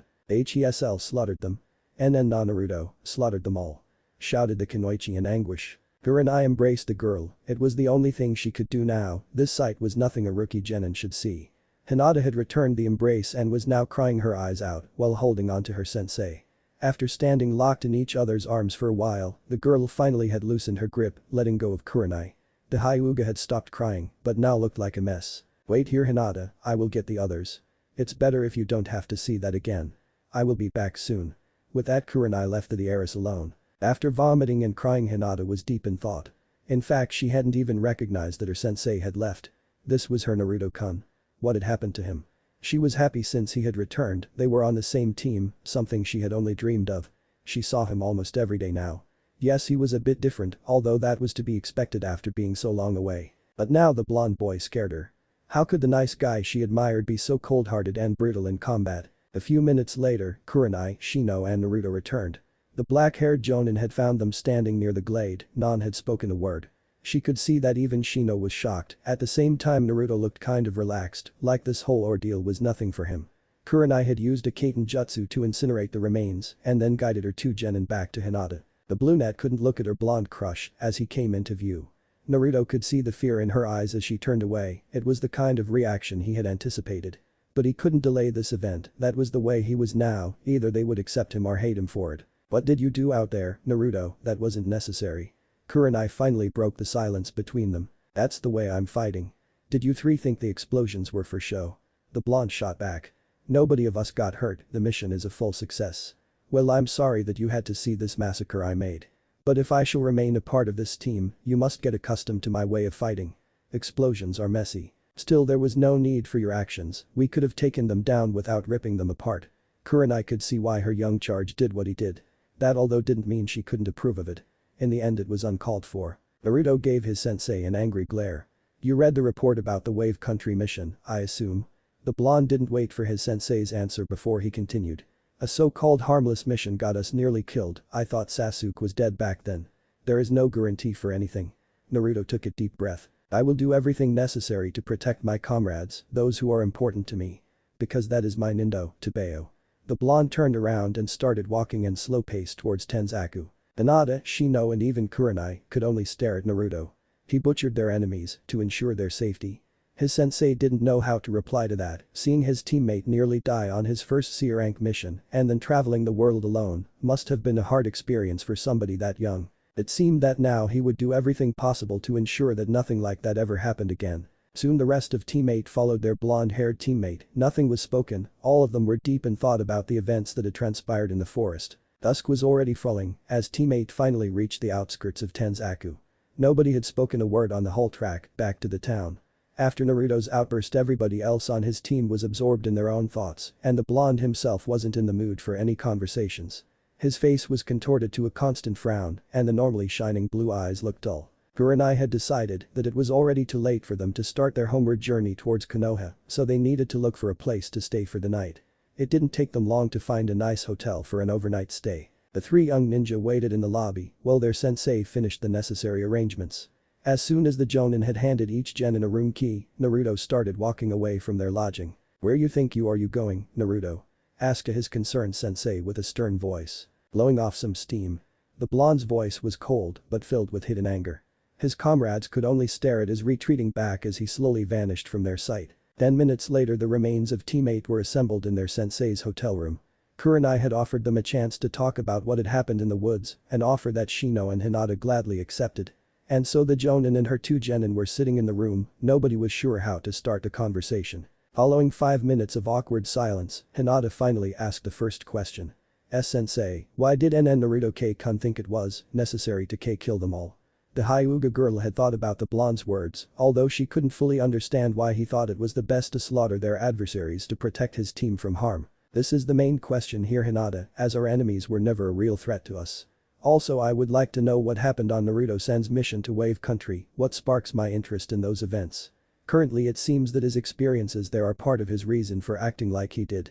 Agreed Shino. The black-haired Jonin took a deep breath while their journey back to the city she had mused how she could explain Naruto's actions to her other two charges, despite she herself didn't fully understand him. The only thing I can tell you about the mission to Wave is what you already heard. Naruto thought that Sasuke was killed by their enemy, he probably blames himself for what happened. If you want to know more, you will have to ask him. It is not my place to speak more about those events. Shino and Hinata were disappointed, they thought they could learn more about the blonde's motivations. Is there anything you see can tell us, sensei? Naruto cares about us, I know that much. You heard his Nindo, he is willing to do everything to protect the people important to him, which seems to include us three. Kurenai made a small pause before continuing.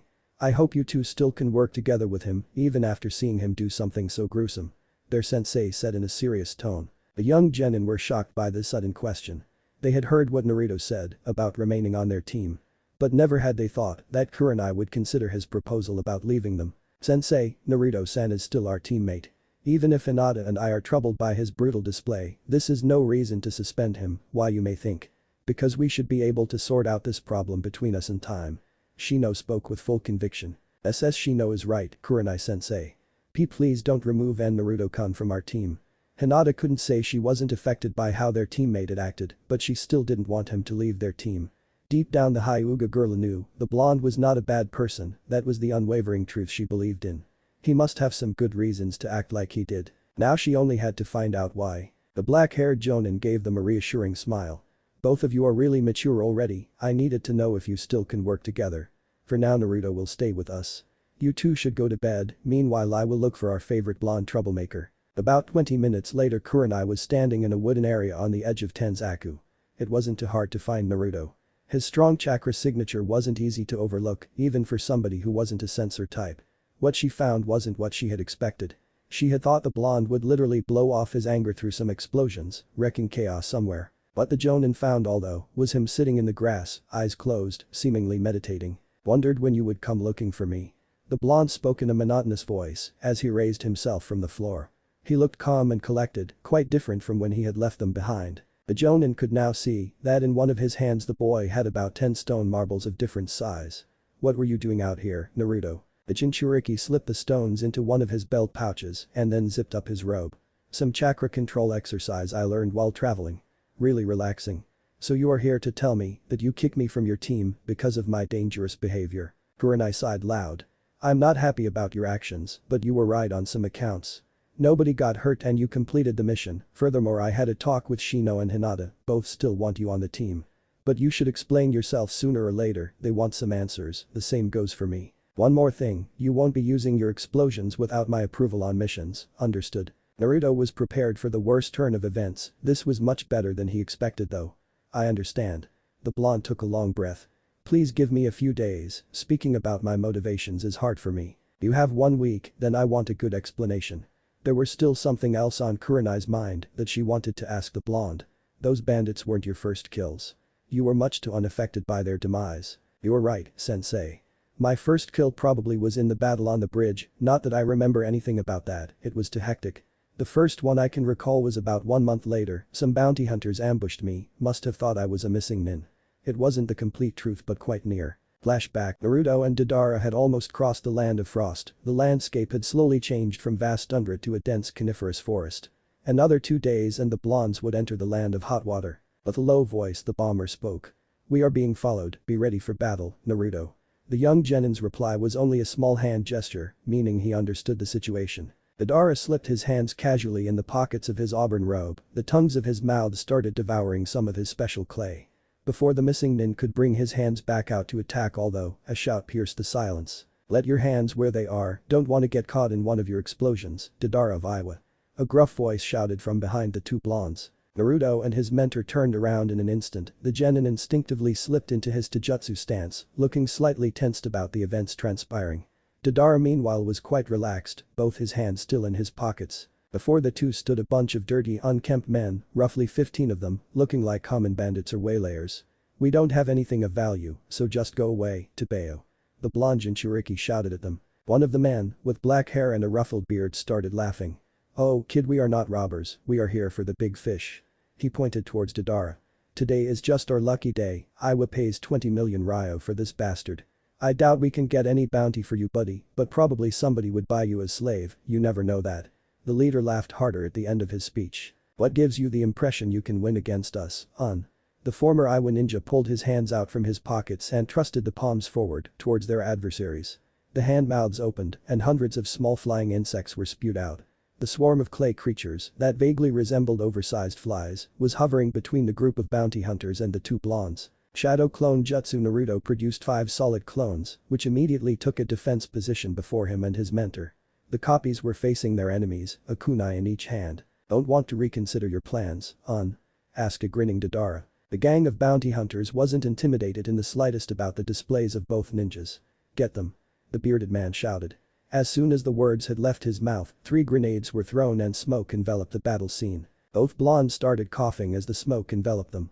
The gray haze burned in the eyes and the lungs, and it was hard to breathe. Deidara grabbed his little apprentice and tried to get out of the smoke cloud, he could feel that whatever this gas was, it had a bad effect on him. Every second that passed, he felt weaker and more vulnerable. Finally the missing nin broke free from the cloud of gas, he stumbled and collapsed on the ground, dropping Naruto unceremoniously on the hard forest soil. "Hey sensei, what was that for?" Naruto asked slightly agitated. But he got no response, the blonde bomber was having a heavy coughing fit. The young genin was worried about his mentor, the fume had hindered him to breathe freely, but it seemed to affect Deidara much more than it had him. The feeling that his clones were destroyed snapped Naruto out of his musings. He had to get battle ready to defend his sensei. "You're still ready to fight, brat," spoke the bearded guy as he stepped out of the cloud of smoke, closely followed by his men. "What did you do to him?" Naruto snarled back. "The gas you mean? It disrupts one's chakra for a few minutes, quite effective on higher level ninjas. Strange that it didn't work on you, probably you are just too weak." With one quick hand gesture from him, his men started moving forward towards the two blondes. Anger was rising inside of Naruto, those bastards wanted to harm Deidara and the only one who could stop them was he. The boy's eyes flashed between a dark red and his usual blue a few times before settling on a darker shade of blue than what they normally had. Naruto formed a cross-hand sign and yelled multiple shadow clone jutsu. 40 copies of the blonde genin flashed into existence. Two swiftly grabbed the downed Deidara and run away, while the rest glared at the attackers. Naruto followed his two clones carrying his mentor. This time he wasn't going to take any risks. His clones knew what to do. There would be no mercy for hurting one of his important persons. The group of copies surrounded the bounty hunters and everyone formed a ram hand sign, then they closed their eyes. A second later a loud rumble pierced the forest and the ground shook slightly. Naruto knew what had happened, he had experienced it from 38 perspectives. Mercilessly he had blown up those bastards, torn them to tiny pieces of blood and flesh, the thought alone made him sick. 15 minutes later Deidara was all up again. What happened? Was his first question. I killed them all. Naruto's voice sounded like he was in despair and he stammered slightly. Your first time I presume? Gaining a small nod from the boy, the bomber continued speaking. Won't sugarcoat it for you, we are shinobi, we kill, simple as that, Often it's them or you, doubt you want to die already. And not always the people you kill are the bad guys, sometimes you are the bad guy or nobody is it. If you can't take those facts, you should quit being a ninja. Those are the hard truths of the shinobi life. With those words of advice Deidara left Naruto alone to ponder his thoughts. For the 5 days Naruto was plagued by nightmares, although in the end he knew Deidara was right.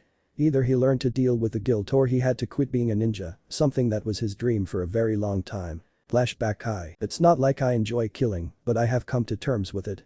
We are shinobi and shinobi are killers, that is something all of us have to accept. It's as simple as that.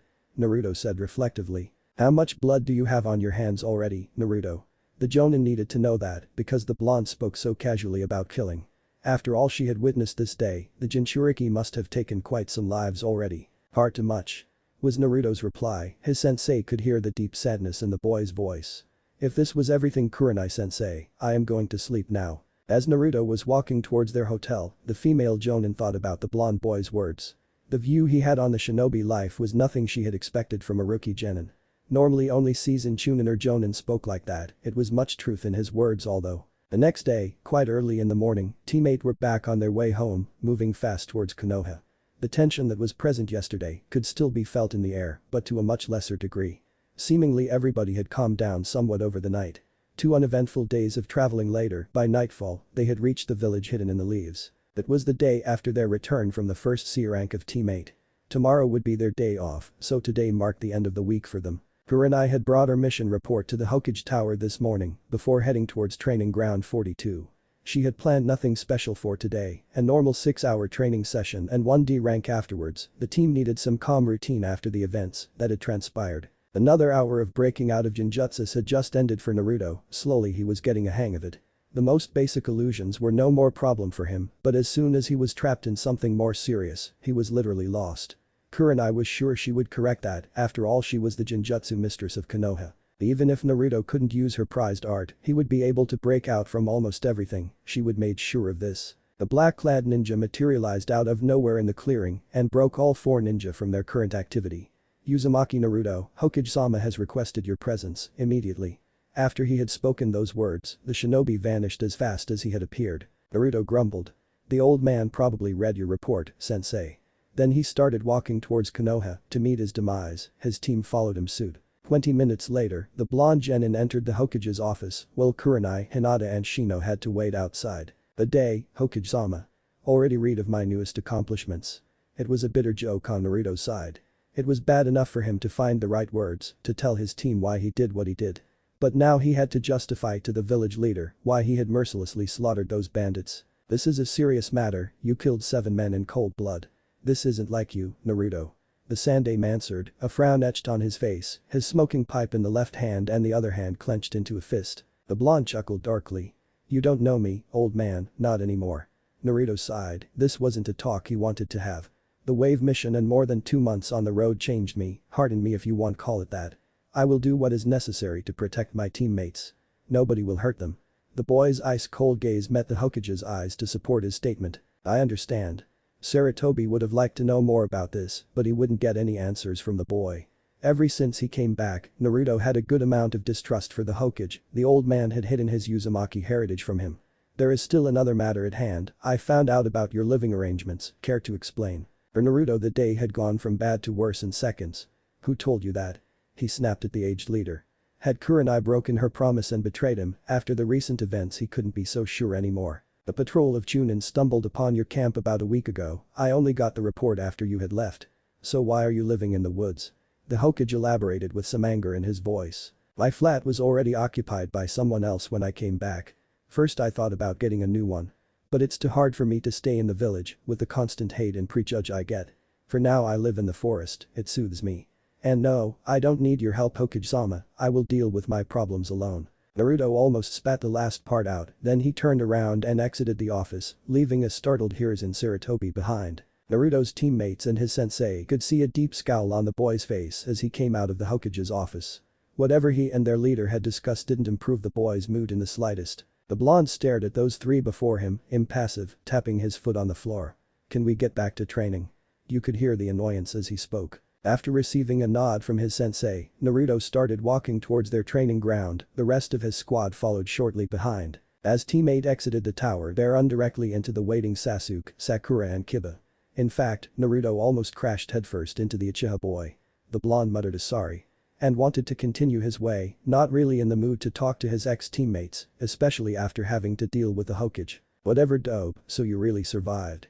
Fortune favors fools, after all. The dark-haired boy had a smirk on his lips as he said those words. The Jinchuriki turned around and glared at the Uchiha. Team, shove it. Then Naruto tried to walk away again before he felt a jerk on his shoulder. You can't speak like that to Sasuke-kun. Almost screeched the pink-haired girl, who had grabbed the blonde. Sakura is right, is that your way to greet your former teammates? Said the boy with a small white pup on his head. Before the irritated Naruto could even answer, Sasuke raised his voice again. Kiba, Sakura, I don't need your help to deal with the dope. It's not like a no-name, like him could lay a finger on me. By now the blonde genin was ready to explode. Today's events were not in his favor, that was for sure. Sasuke, would you like to see my newest jutsu, firsthand? Naruto spoke all too sweetly, but his eyes showed the bubbling anger inside. The rest of teammate could only watch in amazement at the scene that unfolded before them. Was this how the old Team 7 had interacted with each other? Before the scene could get any more out of hand, Kurenai grabbed her blonde charge and left immediately. Shino and Hinata following fast behind. Sasuke, Sakura and Kiba could only stare at the retreating backs of teammate. 5 seconds later Hada Kakashi appeared in a swirl of leaves. Sorry, I am late, but I run into this woman, and did I miss something? Kurenai had dragged a fuming Naruto all the way to training ground 42, where she dropped him unceremoniously on the torn ground. Care to explain why you wanted to show Sasuke Uchiha your explosions? The Jonin asked in a calm, collected voice that didn't betray the wrath about his actions. Hey, he started it, always badmouthing me, Dadabeo. Naruto shouted his quick reply. That is still no reason to threaten his life. You know you can't fight other leaf ninja, even if they agitate you. Was Kurenai's firm response. Naruto, you can always talk to us, we are your team. So what really troubles you? The blonde took a deep breath to calm himself. With your ultimatum, the old man snooping around in my affairs and then team's insults, I just lost control, sorry. Naruto answered in a soft rueful voice, then he shrugged. Probably it's the best I just get over with the needed talk. If it's okay with you I will try to explain my actions on our last mission, sensei. Kurenai gave him an encouraging smile. It's good that you are ready to talk to us, start whenever you feel ready. Then you should sit down, this can take a while. Naruto spoke solemnly. The next half hour the blonde explained everything that had happened during his first C-rank mission. Starting with the ambush by the demon brothers, his vow to never back down again, the encounter with Zabuza, his first meeting with Haku in the woods and the final conclusion at the bridge. When Sasuke had seemingly scarified his life for him because he was too weak. How he had the first time used the power of the Kyuubi afterwards to defeat the Hunter Nin, which was in fact a disguised Haku. The tragic life story of his enemy and how Haku had rescued Zabuza from Kakashi-sensei's final attack. And at last, also why he had gone missing for 2 months. Then he stopped. Naruto's team was almost entranced by his tale. For his first mission outside of Konoha, it was really a big, dangerous, even sad adventure. Still, I don't understand fully how this leads to your Nindo and why you think you have to exterminate all dangers that could affect your teammates. Was the question Kurenai asked after the whole, lengthy explanation. Naruto sighed, he had expected as much. You probably can't understand my motivations. Taking a deep breath, a sad, dull look in his eyes, he continued. I never had any friends or family, there are probably around 5 people who have my full trust. Sasuke and I weren't really close, but he probably could have become my first friend. Seeing him die, because I was unable to do something hard. A lone tear dripped down Naruto's face, he clenched his fists hard, drawing small drops of blood. It was horrible, knowing that it was my fault. As long as I am breathing, I will do everything to prevent something like that from ever happening again. Naruto shouted the last part out. That was the moment the rest of his team ultimately understood. The blonde had only a handful of bonds, and he was willing to do everything necessary to protect those few people, which were even remotely close to him. Then Naruto K-kun, if you want I will be your friend. Hinata spoke with strong conviction in her voice. She could relate to her crush on some level, she was also kind of lonely while growing up, but still she at least had a family, even if not the most caring. She couldn't really understand how it was to be totally alone in the world. Like Hinata, Shino could relate a bit to Naruto. Outside of his family most people were disgusted by the Aburum because of the insects living in their bodies. So he hadn't had any friends outside of his clan. Hinata is right, I would enjoy to be your friend Naruto, if that is desirable for you. Why you may ask. Because you are my teammate and we should support each other in every way possible. Really? You both mean it? Naruto was astonished, he hadn't expected anything like that. After Hinata nodded shyly and Shino gave him a positive reply, Naruto embraced them both and shouted many times thank you. Through the clearing. That was until he saw that Hinata had fainted in his arms, by now he didn't go full panic mode after seeing her pass out. Kurenai could only smile. The rift in her team was dissolved and a strong bond of friendship was forming between those three genin. Probably they were meant for great things, after all you could never knew. Naruto was feeling great today. Yesterday was quite hard on him, but it turned out really good in the end. First he had his fallout with the Hokage, it wasn't like he actually hated the old man. The blonde had many good memories involving the aged leader, although after learning that the Hokage had known about his clan, it made him still quite angry that the old man had hidden that from him. Naruto was sure that his feeling would eventually recede, currently though he just wanted that Sarutobi didn't meddle with his affairs, simple as that. After the mess with the Hokage, the blonde had just had the luck to almost crash into the stuck-up Uchiha team. In his already agitated state the Jinchuriki had to threaten the black-haired boy to give him a first-hand experience of his loved explosions during their short argument. Naruto didn't want to kill or even harm Sasuke, but his building-up rage needed some vent, and the Uchiha was just the one available for that. The blonde was glad that Kurenai-sensei had saved the situation, otherwise he would have done something that he now would regret. In the end it was one of the most memorable days Naruto ever had. After hearing his lengthy explanation both of his teammates were eager to assure him that they would be his friends, an offer the blonde happily accepted. Shino and Hinata his first two friends, the thought alone gave him a good feeling. It wasn't like he had nobody, there were Deidara, Haruka, Tuchi, Am, Konohamaru and even the old man Hokage. Naruto was more or less close to all those people. Now although he had friends in his own age group, that was a great improvement for him. Naruto was still a bit sore from yesterday, after their heartfelt declaration of friendship the three genin of Team Kurenai had only done group training before their sensei dismissed them. Hinata had used him and Shino as pincushions, trying to master the throwing technique the black-haired jonin had shown her. By the end of the day the Hyuga girl was quite proficient in launching multiple senbon with one flick of her hand. The day was teammate day off, so he could do whatever he wanted, which normally included training and tons of ramen. The blonde had slept in longer than normal, and then he completed his usual morning rituals, and by now it was 9:30. Now he could do some more chakra control exercises, though another few hours trying to complete the first level of the Tower of Stone didn't sound so good. The blonde also had this new jutsu he wanted to finish, but that could wait for another day. There was something else on his mind, which needed his immediate attention, he still hadn't found that damned book about sealing. When he had finally returned to Konoha 3 weeks ago, one of his transformed clones had asked the old librarian if the library had any books about the sealing arts. After a look on the inventory list, the man had assured him that there was indeed one book with the knowledge he sought, but he couldn't tell him where it was located. And none of Naruto's shadow clones was able to locate that thing till now, finally it was time to take the matter into his own hands. One may ask now why the library in Konoha had only one book about the sealing arts, the answer is really simple. Konoha has in fact two different libraries, the public one for everyone and the shinobi version for seasoned ninjas. The problem now was that the shinobi library could only be used by ninja of at least chunin rank. Some of the more important sections required you even to be the rank of jonin. Naturally for now the blonde was stuck with the civilian version, at least this one had a book with the knowledge he needed. Naruto knew that he probably could get a book about sealing somewhere else. But the librarian had told him that this one was written by an extraordinary seal master and now the blonde wanted to have exactly that book and not another one. So his decision for today was easy, he would spend most of his day off in the library, searching for this hidden gem. About 7 hours later Naruto was cursing and fuming. By now he had turned around every book in that damned library, at least 2 times, if not even more often. He had used 5 transformed shadow clones to help him with the search, but it hadn't helped at all. If somebody had seen him and his copies, they must have thought that he did something suspicious. Searching multiple times through the library, turning around every book clearly didn't look normal. The Jinchuriki was leaning against one of the bookshelves in the back of the building. He thought that in this part of the library that was less frequented, he probably would have a higher chance to find what he sought for. Repeatedly he slammed his clenched fist against the wooden shelf in anger until something hit him hard on the head. Ouch. Naruto was rubbing his head and stared at the thing that had crashed onto his skull. Before him on the floor lay a rectangular black something, he wasn't so sure what it was. The boy's hand grabbed the thing and picked it up so that he could have a better look at it. A thick layer of dust encased it and Naruto used the sleeve of his robe to wipe away the grime. After that procedure he could see that it was a book. Well, what else should have fallen from a bookshelf? Then the blonde read the title, Ceiling, the Underappreciated Art, Volume 1, that couldn't be right, could it? After reading the title for the 5th time, Naruto finally understood. Through sheer dumb luck he had found the gem he was seeking for. Yeah. His victory yell could be heard echoing through the whole building. Seconds later the old librarian stood before him, an angry glare on his face. This is a library, if you do that again, you will be thrown out. I found it, I finally found it, Dadabeo.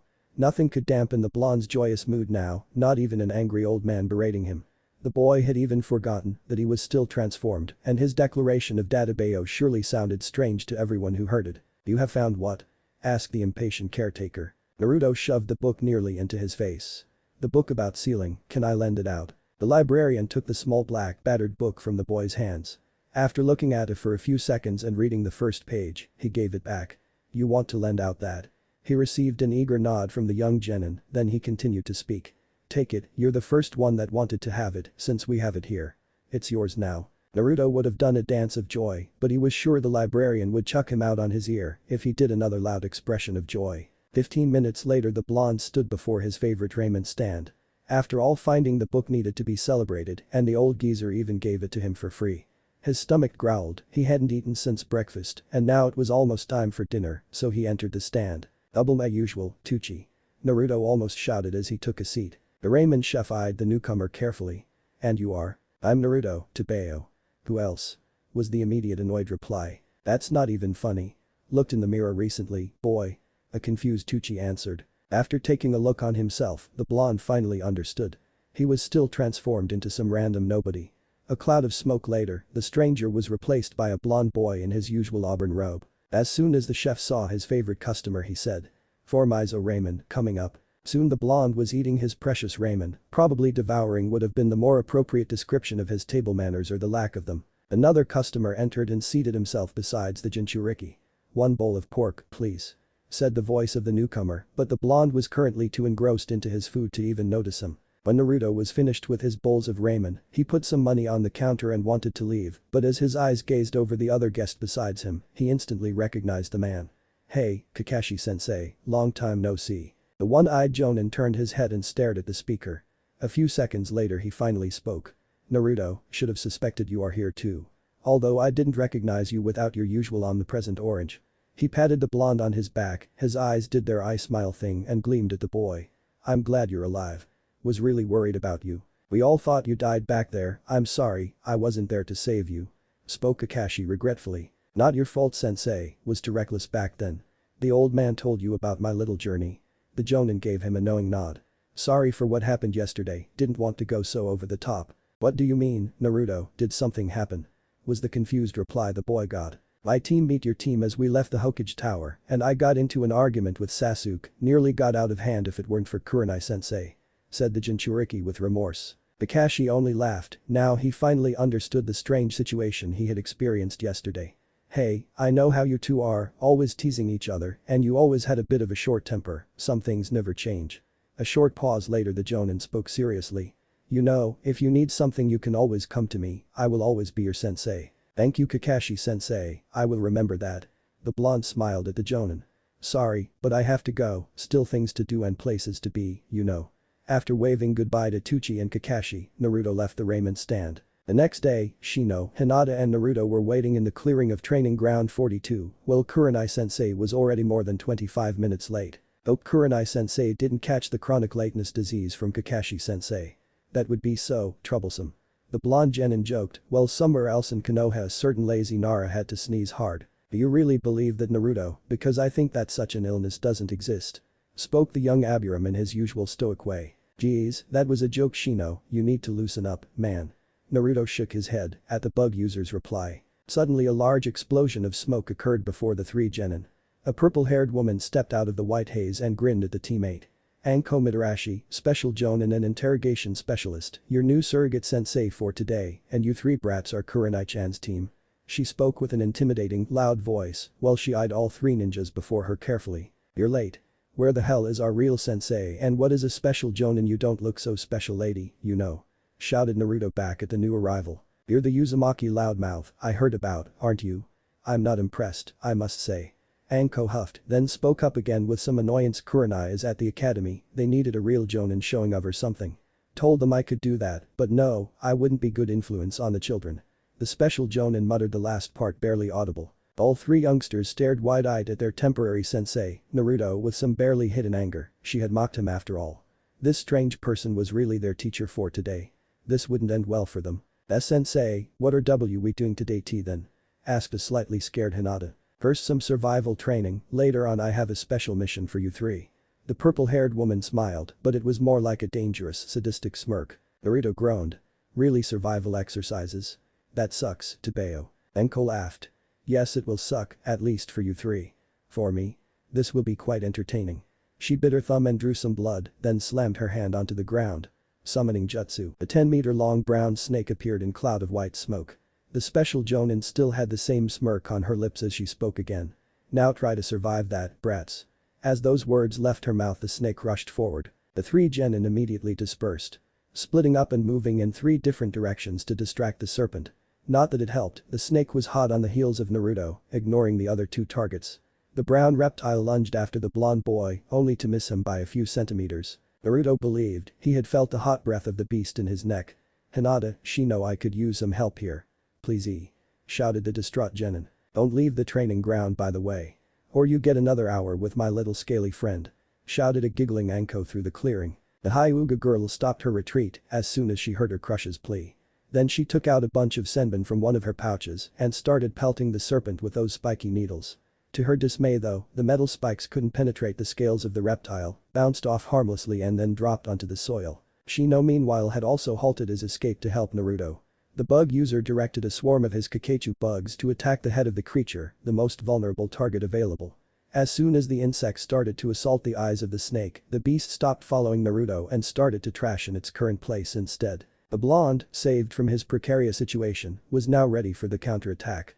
Multiple Shadow Clone Jutsu 13 Narutos popped into existence, all grinning like madman. Surround the scaled bastard. Let us make some snake sushi. The original shouted. But before any of the clones could even move forward, they all were destroyed by a rain of shuriken. Not so fast, Blondie, who said you can attack and harm my little pet. The purple-haired special Jonin stood not even 10 meters away from the Jinchuriki, still smirking. She slammed her hand again against the ground. Summoning jutsu, two smaller blue snakes were now created, about 5 meters in length.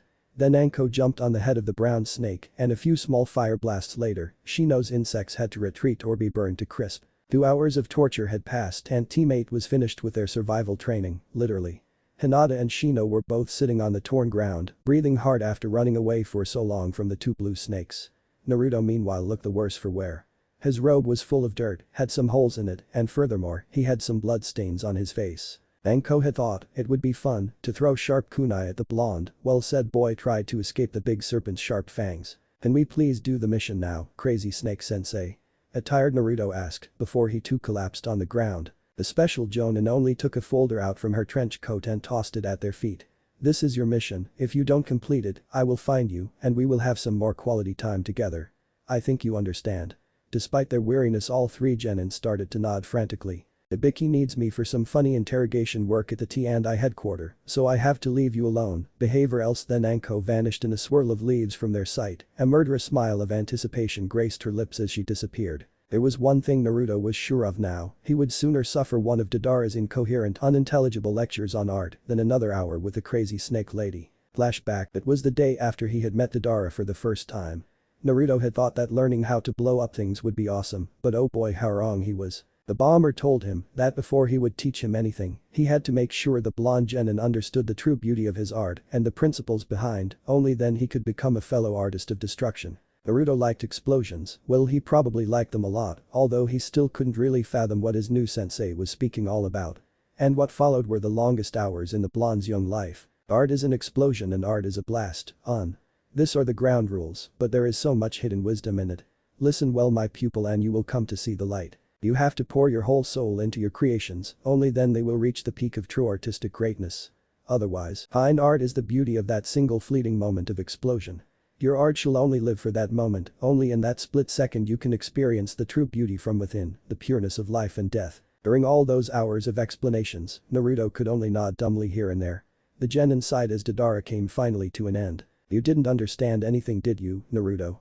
Asked the former Iwanin as he was finished with his speech. Sorry sensei, I will try harder next time, I promise, Dadabayo.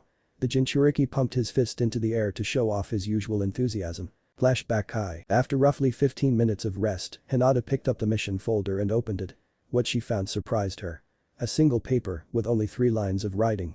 She stared at the sheet of paper, contemplating if this was really a mission file or some sick joke of their surrogate sensei. But it bore the official stamp of the Hokage, so it had to be the real deal. Come on Hinata, tell us about the mission, I would like to be done with another of the stupid chores. Whined an impatient Naruto. It's a C rank and Naruto-kun. After the girl had said that, both male genin looked startled at her. Inspection duty and an address in Konoha's Merchant D district. That is all it says. Then she handed the piece of paper to Shino. The Abiram studied the file for a few seconds. Highly unusual, why? Because normally 3 genin aren't allowed to do C rank missions without supervision from a higher ranking ninja. The bug user gave the mission file afterwards to Naruto. The blonde intently scanned the document before he raised his voice. Seems legit. Come on, we should get going, I don't need another hour with the crazy snake sensei. With those words the boy stormed off, followed by his 2 teammates. All of them were quite eager to avoid another lesson of dodging a giant and hungry serpent. It didn't take them long to find the location of their mission, which was in fact a warehouse. As soon as they had located their target, the 3 were greeted by a chunin. Finally your squad is here, come inside, the work is already waiting for you. It's good that they found a replacement team so fast. Then the man led the 3 rookies into the building. Teammate followed the chunin through the warehouse, past rows of boxes, parcels and shelves, till they reached a small office. There he gave every genin a clipboard with a list on it. You 3 are new here, so I will explain your duties for today.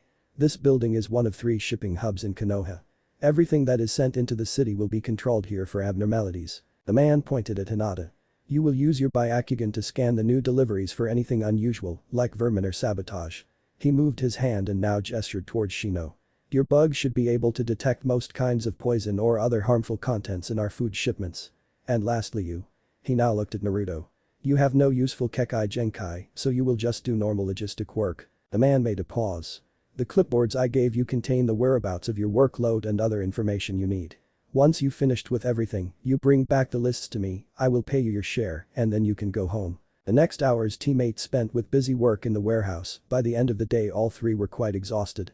Due to the long use of her bloodline limit, Hinata was drained of most of her chakra, and her eyes were severely strained.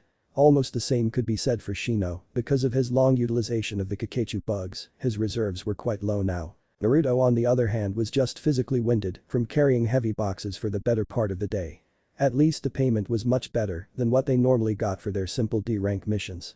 But one thing was sure for all 3, Anko-sensei was some kind of oppressor and had enjoyed their suffering. It was a few minutes before the clock would hit 8 AM, and teammate was again in the clearing of training ground 42, as it was their usual routine, waiting for the arrival of their sensei. Naruto's eyes were glued on his new book, his teammates had taken several glances at him already, not really believing that the Uzumaki would read something on his own free will.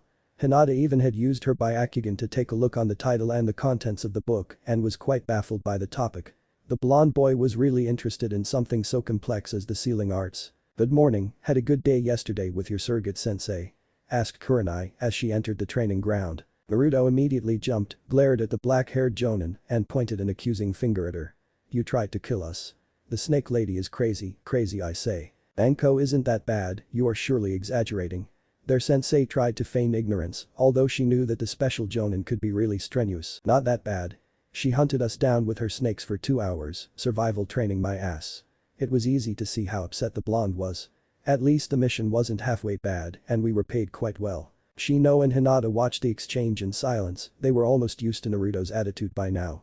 The Hyuga girl had to subdue some giggles and even Shino nearly smiled at the blonde's antics.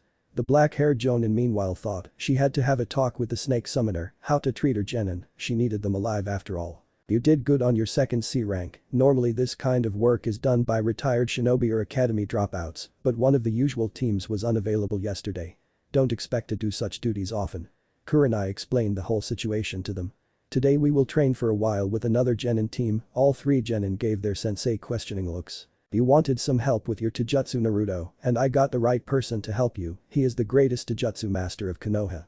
I have to warn you though, the Jonin in question is a bit eccentric. So you want to say most of Konoha's Jonin, except you sensei are oddballs.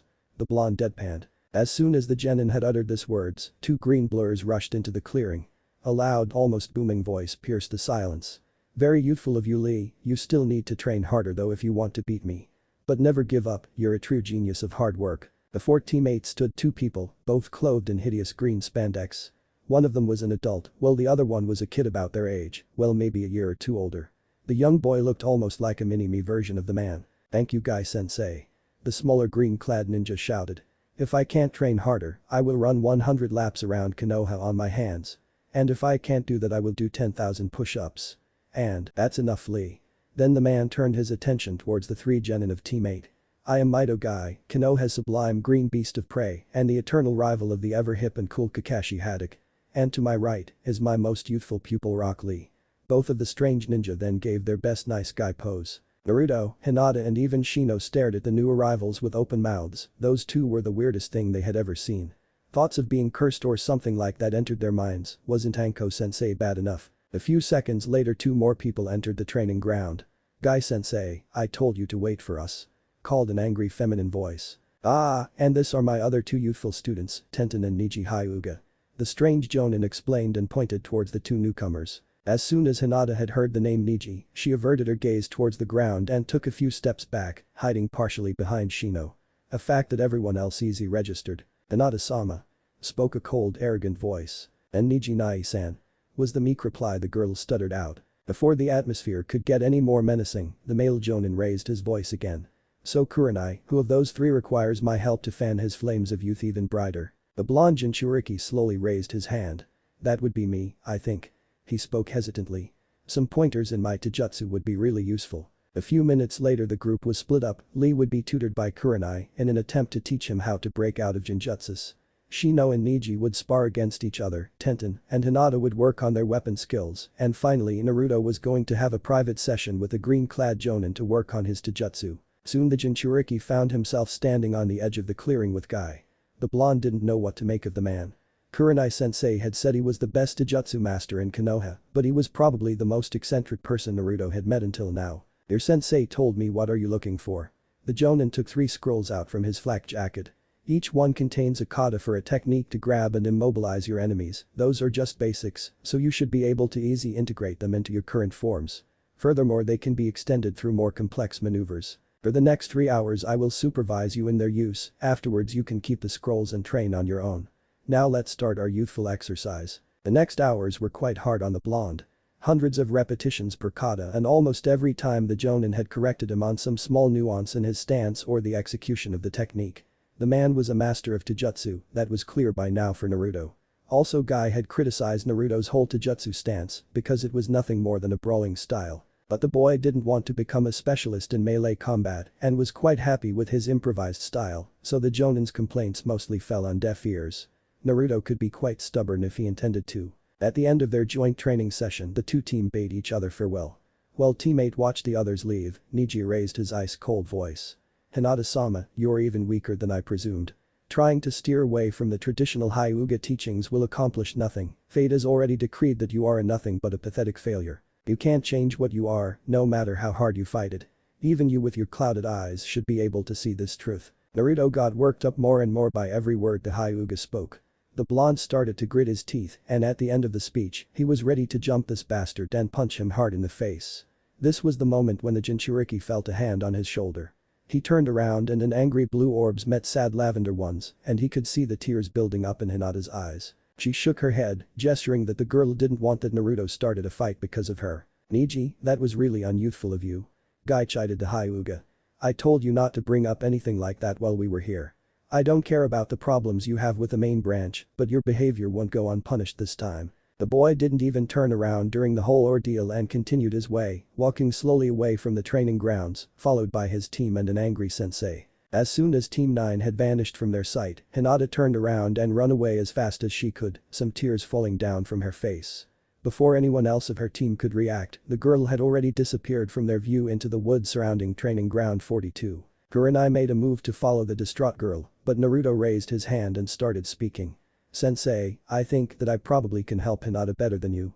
I have known for almost as long as I can remember how it is to be treated like a worthless failure, so let me speak to her, please.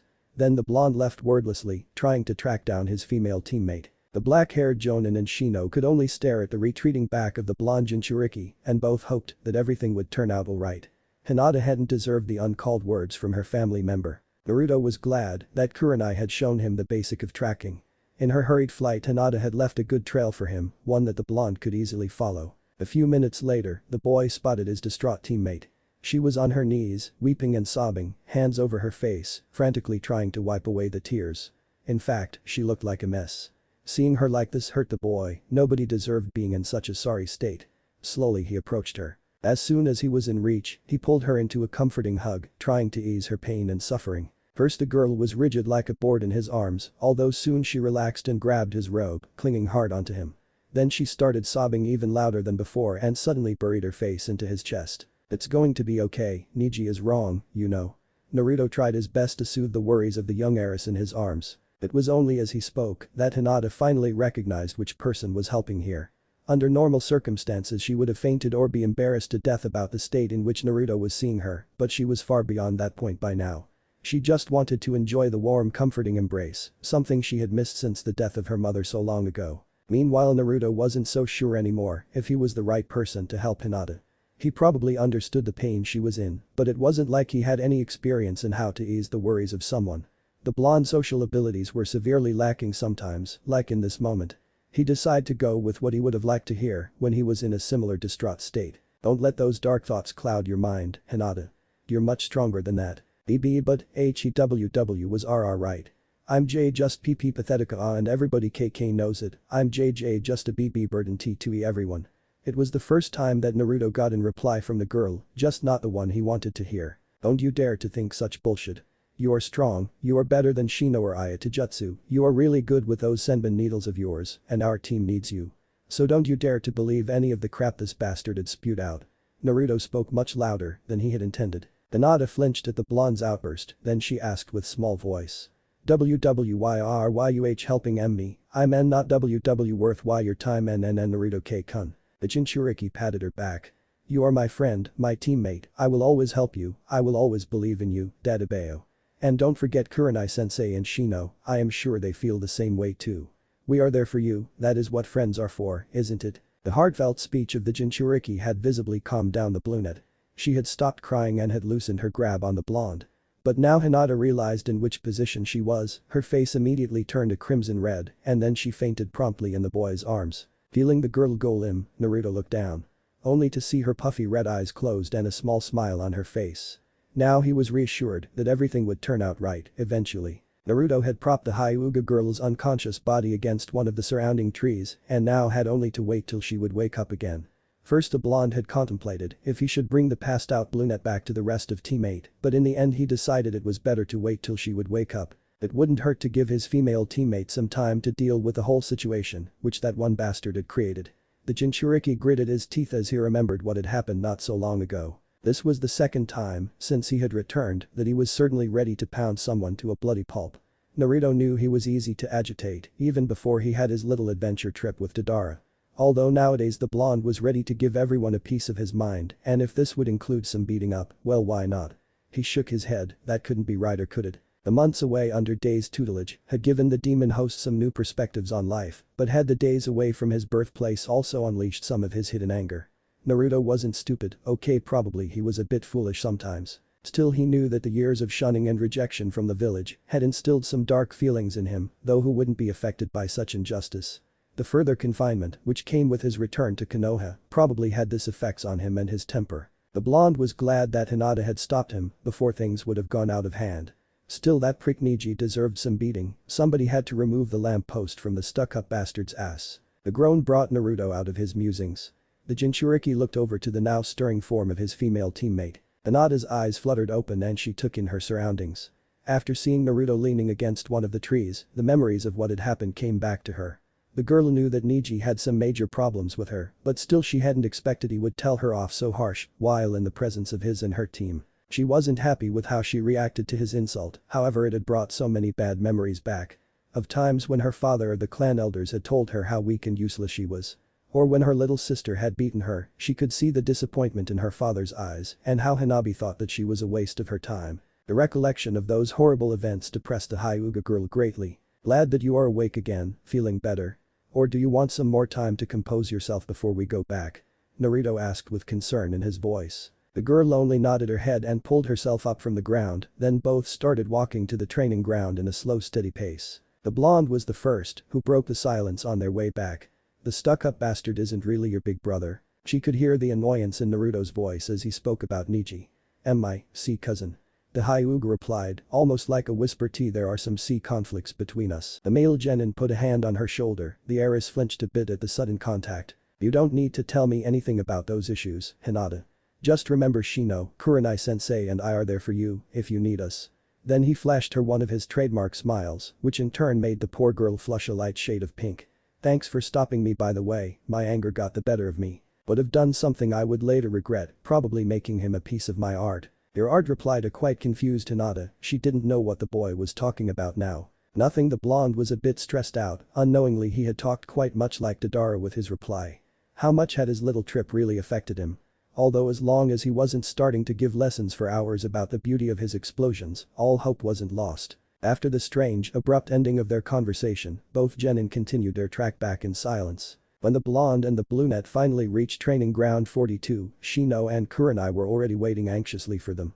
Like Naruto, both assured her that Niji was wrong with his assumptions about her. To all three she was a valuable comrade, a friend, an important person, no matter what anybody else thought. A small smile formed on the Hyuga girl's face. The worries of teammate were blown away as they saw this, at least for now. Later on her way back home, Hinata was deep in thoughts. The words of recognition she got from Naruto, Kurenai and Shino had soothed her. She had friends, a team, and they needed her. She couldn't afford to be weak now. She had to be strong, if not for herself, then at least for them. They counted on her, they believed in her. She wouldn't disappoint those people who trusted her with their lives. This day Hinata vowed to herself that she would make her friends, her sensei, her team proud. She surely would prove her family, her father, her cousin wrong. The next training day everything was more or less back to normal. Kurenai looked at her students who were sitting before her in one of the craters of the training ground. Her team had completed their usual routine and normally now they would do missions afterwards, but today the woman had other plans for them. She wanted to intensify their training instead of spending a few hours with weeding gardens or chasing cats. Currently the Jonin wasn't so sure if her team would compete at the Chunin exams, however that didn't mean she would take training them easy. The black-haired woman had planned something special for every one of them. She took out a small scroll and unrolled it, then she unsealed a small lunch, a bunch of rice balls and canteens of water for her team. Today there won't be any missions, instead we will extend your training by another 3 hours. I brought you some food, after we all have eaten every one of you will get some special attention from me. When she had finished her speech the woman gave her team a reassuring smile. Once everyone had eaten Kurenai created 2 shadow clones to supervise her charges separately.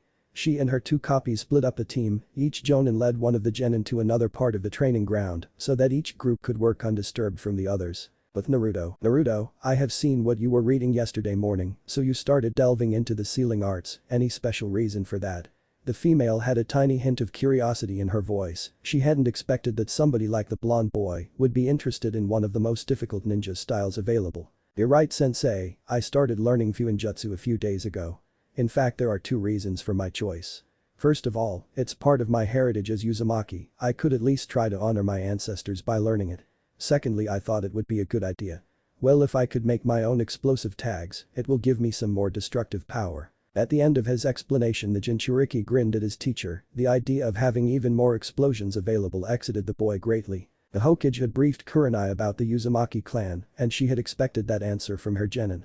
However, the thought that the blonde could have tons of explosive tags at his hands started to worry her. He was already dangerous enough for her taste. Not that she could stop him anyways, the boy would learn sealing with her without her help, she was sure of it. As you know, I am a Jinjutsu master, my experience with Fuinjutsu is quite limited. However, I still can help you with your studies. The black-haired woman explained to Naruto. Really, sensei? So what are we going to do? The boy was bouncing with energy by now, he was always happy to learn something that would help him with his jutsus. Kurenai gave him a devious smirk. Oh, I doubt you will like this exercise.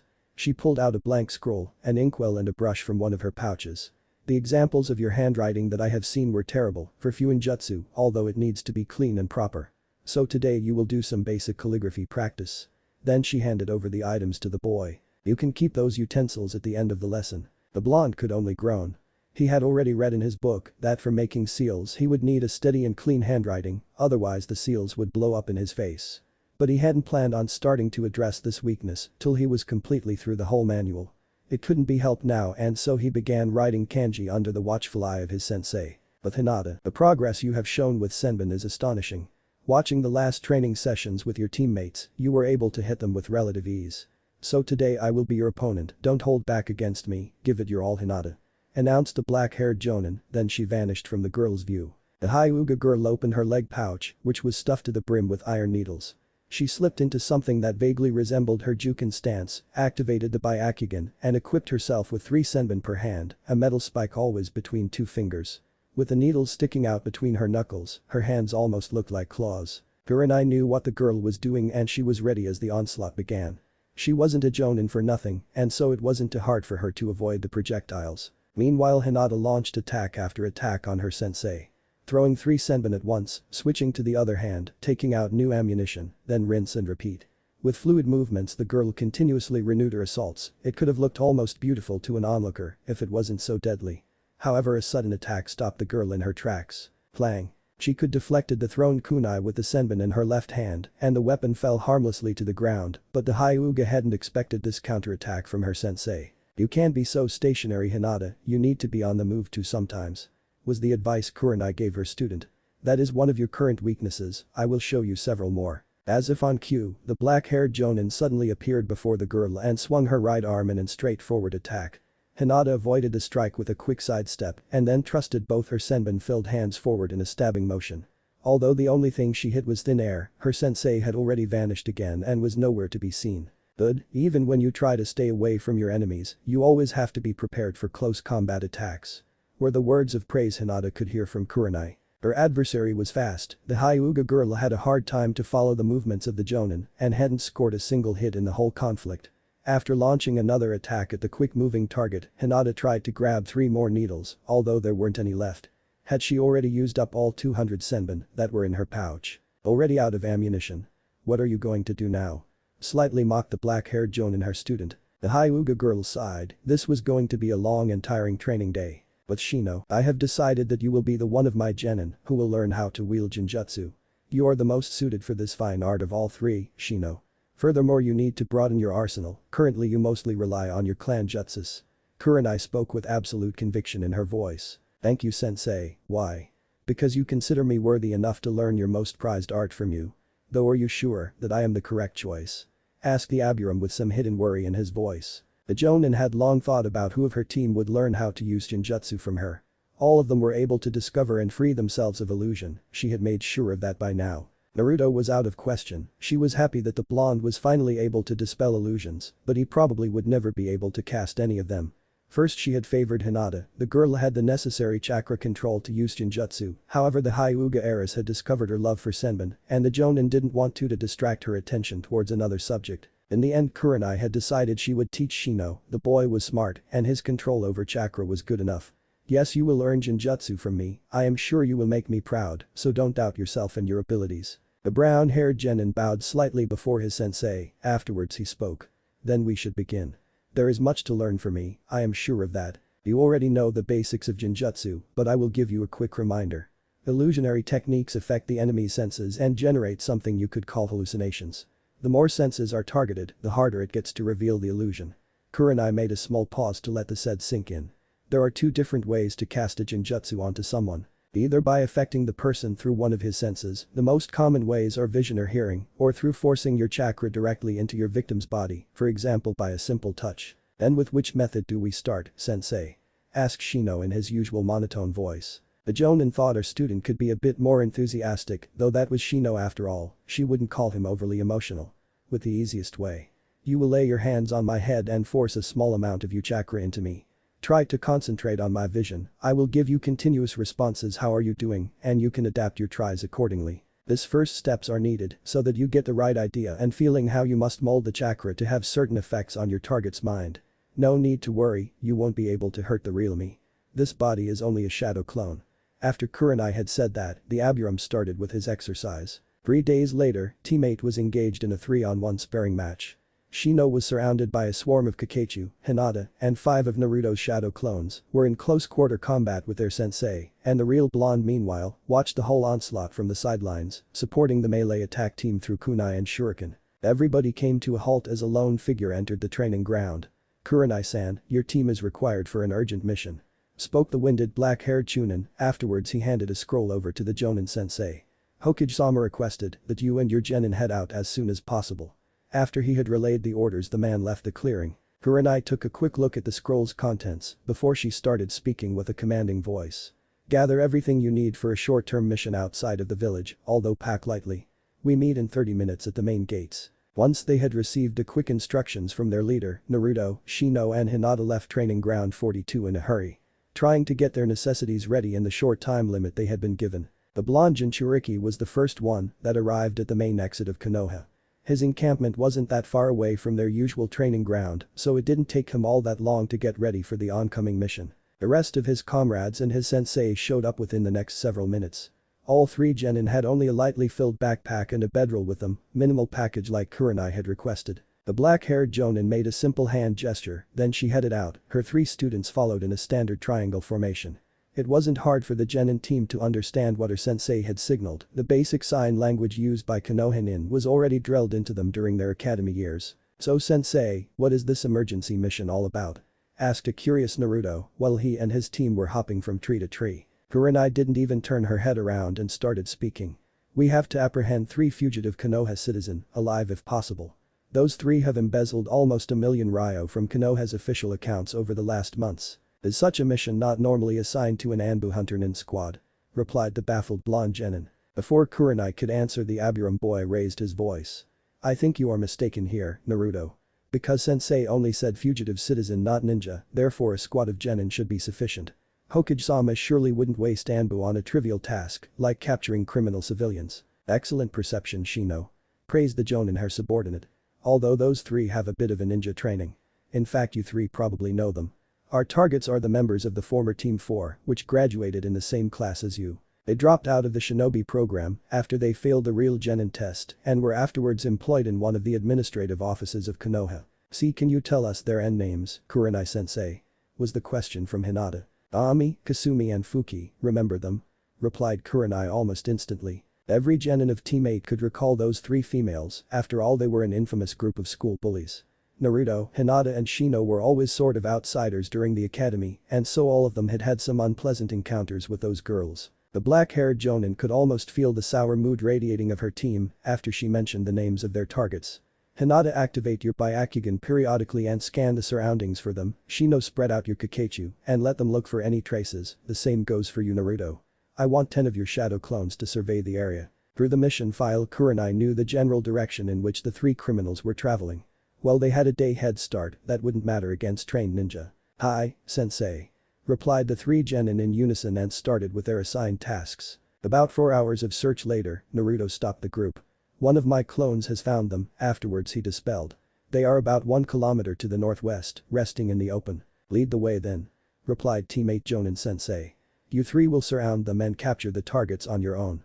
No lethal force if not necessary. This goes double for you, Mr. Short Fuse, I am sure you remember our last talk. We don't need another of your messy explosions." The blonde genin knew his teacher was right, though he still couldn't stop the scowl that formed on his face.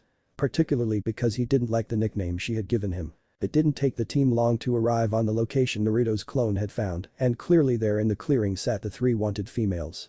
Now was the time to catch the fugitives. Kurenai directed her genin through hand signs to their respective positions. The three ninja moved in cover of the trees. They were anxious and waited for their sensei to give the signal to start. As soon as they received the go, Naruto, Shino and Hinata rushed in. From the Aburam's sleeves countless of bugs rose into the air, forming a wall of insects. Meanwhile the blonde Jinchuriki conjured 12 solid copies, which then created a blockade. The three criminal girls shrieked and were frozen as the attack began. They thought they were safe here, a major mistake from them. On two sides there was no escape for them, the path was either blocked by a swarm of bugs or a wall of Narutos, which all had kunai in their hands. The only chance for escape was through the battle-ready Hyuga heiress. "Come on, Fuki, Kasumi, we can take the weak pale-eyed freak." Ami tried to sound strong and threatening, however her voice shook slightly. The girl pulled out a kunai and stormed at Hinata, her conspirators followed suit. The Hyuga girl ducked below a sloppy swipe with the kunai. In a smooth motion, she closed several tenketsu on Ami's arm and the weapon in the girl's hand dropped to the ground. The purple-haired attacker took several steps back and her accomplices stopped their advance. Her whole right arm was now hanging uselessly in the air. Ami glared at the lavender-eyed girl before her and then rushed forward again, this time trying to strike with her still functional left arm. Hinata easily danced around this attack and only tapped her adversary lightly on the right knee as she avoided the blow. In response to the counter, Ami crashed headfirst into the dirt and stayed down. Meanwhile Naruto and Shino had bound the hands of the other two girls, who could only stare in shock at how effortlessly their leader was defeated by the timid Hyuga. Neither of the two put up any resistance to their capture after seeing this display. The young Kunoichi still stood in her Juken stance, watchfully observing the downed form of Ami. She wouldn't move on meter away till also the last enemy was safely captured. The blonde Jinchuriki approached the duo and knelt down beside the fallen girl. He just wanted to start slipping the rope around the right arm of Ami as the female shifted slightly, a kunai in her left hand. Hinata had seen that the purple-haired girl had landed on the kunai that she dropped during her first attack. But the female genin had not expected this last desperate move. As soon as she spotted the attack on her teammate, the Hyuga girl rushed forward. With full force she crashed her Juken-empowered palm against the chest of Ami. The body of the hit female skidded several meters back. A damp gurgling sound could be heard and blood-red foam spewed out from Ami's mouth. Afterwards she started to convulse, but stopped a few seconds later and then there was only silence. Hinata could only stare at the limp form that lay a few steps before her motionless on the ground. With the Byakugan still activated, the Hyuga could almost clearly see what had happened due to her vicious attack. Parts of Ami's lungs and heart had liquefied, the girl died in a matter of seconds, nobody could have survived that. The brunette was frozen in shock, this probably was the first time she wished she would faint, but today the gods didn't have mercy with her. Fuki and Kasumi meanwhile had collapsed unconscious on the ground after seeing the gruesome death of her friend. Shino watched over the two fallen bodies without nearly any hint of emotion on his face. If you looked good enough although, you could see the worry it hid. Naruto was flabbergasted, not because he had to see the death struggle, he was hardened enough to stomach this. The Jinchuriki just hadn't expected that Hinata would go for a killing blow, though he presumed she did it probably out of pure instinct. Kurenai entered the clearing and tossed a storage scroll to her blonde genin. Naruto, Shino secured the prisoners and set up a camp somewhere in the surroundings, however far enough away from here. Then she dragged the stock-still Hinata away from the scene of event. Hours later, the night had already fallen, Naruto was sitting by the campfire, thinking about the recent turn of events. He had volunteered to take the first night watch. The blonde wasn't so sure if somehow the whole mess wasn't his fault, he was too careless again.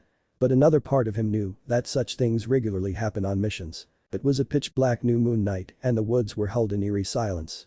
The Jinchuriki suspected the rest of his team and the captives were asleep, without the light of the fire he wouldn't even see the hand in front of his face. A sudden noise startled the boy and he gripped the kunai in his hand firmly. It's just me and Naruto K-kun. Can't sleep. The sound of the Hyuga girl's voice was barely above a whisper. You can sit by the fire with me if you want. The male genin replied in a pensive tone. The boy didn't know how he should talk to Hinata about what had happened with Ami and for now he decided he would wait if the girl started talking on her own. And so for almost an hour both teens sat around the campfire in silence. Finally the brunette raised her voice. How do you do it? How do I do what? Naruto tried his hardest not to sound irritated, still the question sounded fairly strange to him and the waiting till the heiress was ready to talk to him hadn't helped his mood. Why you look so calm, back then when you killed. And I just feel so guilty, can still see her face every time I close my eyes. Hinata sounded almost broken now. Naruto nearly had to grin at her question, he had asked Deidara something very similar. Flashback, it was a few days after Naruto had taken the lives of the bounty hunters. He and the bomber had just set up a camp for the night and were now eating some of their rations. Madara-sensei, I want it to go away, the guilt, the images, the nightmares. How do you deal with it? I want to feel nothing at all. I know it was necessary, so why does it trouble me so much? The blonde genin begged for an answer. The missing nin's face took on a strange expression, his eyes got a faraway look and he stared off into empty space. You learn to deal with it, I know this sounds stupid, however you get somewhat used to it. You will be able to deal with eventually, but it takes time. The reply sounded almost sagely. There is one thing although, hope that you will always feel regret and guilt about your actions. Even though we ninjas are killers, we are still also humans, pray that you never lose those emotions. Flashback high. The feelings never go away, Hinata. You just learn how to better deal with them. Naruto took a deep breath. I had nightmares for more than a week after my first kill. Even now, sometimes the faces of my victims pop up in my head. The blonde moved closer to the Hyuga girl and put his hand on her shoulder. Eventually you will be able to handle it, though always remember as long as you feel something while you kill, you are still a human being. Then he reassuringly squeezed her shoulder. Kurenai-sensei probably told you something similar, but this is an experience which you have to overcome alone, nobody can help you with it. Now you should go back to sleep, you will need it tomorrow. Shino stepped out of the shadows and scared both of his teammates. You should also go to sleep, Naruto. Why? Because it's my turn of the night watch now. The blonde and the brunette raised from the ground and bade Shino a good night, afterwards they went to sleep. The next day for teammate came faster than they had anticipated. Kurenai had taken the last few hours of night watch, directly after Shino. Now it wasn't even 6 in the morning, and the black-haired Jonin unceremoniously woke up her 3 charges. She told them they had 15 minutes to pack together their belongings and get ready for the track back to Konoha. The sun had only barely risen on the horizon, dipping the surrounding woodlands into a mix of orange and gray colors. Kasumi and Fuki, the 2 captured former genin, were still asleep and tightly bound to a tree as the 3 sleepy genin raised from their respective resting places. While it took Shino and Naruto only about 1 to 2 minutes to get rid of the drowsiness the two felt, Hinata wasn't so lucky today. The poor girl hadn't gotten much more than 2 or 3 hours sleep during the whole night. The current Hyuga heiress had bags under her eyes and her skin looked 1 or 2 shades paler than normal, the only thought on her mind was now to get back home safely. At least nobody tried to talk to her about yesterday's events, the young Kunoichi was glad for the consideration she received from her team. More than once the girl had re-experienced her first kill in last night's dreams, only to wake up soaked in sweat with 1,000 thoughts flashing through her troubled mind. For now she would try to bury all those horrible images in some corner deep in her head. Not the best solution, though she was still on a mission, so this issue had to wait until later. It didn't take them long to pack up everything, and soon the 4 shinobi and the 2 prisoners were on the move. Kurenai and Hinata had taken the front, followed by their prisoners in the middle. Finally the 2 male shinobi secured the rear of the group. Teammate had to travel slower than they were used to, mainly because of the 2 civilians in tow. It was astonishing, only a few months ago all 5 youngsters were somewhat equal, having received the same education in the academy. However now the 3 genin could move and act almost like seasoned ninja, while the 2 remaining dropouts had fallen back to being nothing more than regular civilians. The whole 6 hours trek back to Konoha was made in silence, nobody was especially interested to hold any conversations. As the team reached the main gates, Kurenai pulled out the mission scroll and handed it to one of the chunin guarding Konoha's entrance. Said ninja took a look at the documents, gave an acknowledging nod, and returned them to the black-haired Jonin. After this short procedure the group started moving again, following their leader. A few minutes later Naruto raised his voice. Where are we going, sensei? This isn't the way to the Hokage Tower. Did you forget the regulations how to proceed with captives? All individuals which are captured during missions are to be brought to the torture and interrogation department for thorough checkups and further questioning. Kurenai reminded her blonde student. The Jonin could see the 2 civilians flinch as they heard about their impending fate. Oh, I knew that all along, Dadabeo. I just wanted to make sure you knew it to sensei. Replied the Jinchuriki awkwardly while he rubbed his neck in embarrassment with one hand. Kurenai, Shino and even Hinata had to smile at the antics of their teammate, the 2 Kunoichi had to suppress some giggles. While the blonde could be a killer if the situation needed, his carefree spirit was still strong in him. Since his return he seemed sharper and a bit smarter, but sometimes like now his old cluelessness resurfaced. It didn't take the group long to reach their destination, the complex of the Konohagakure Intelligence Division.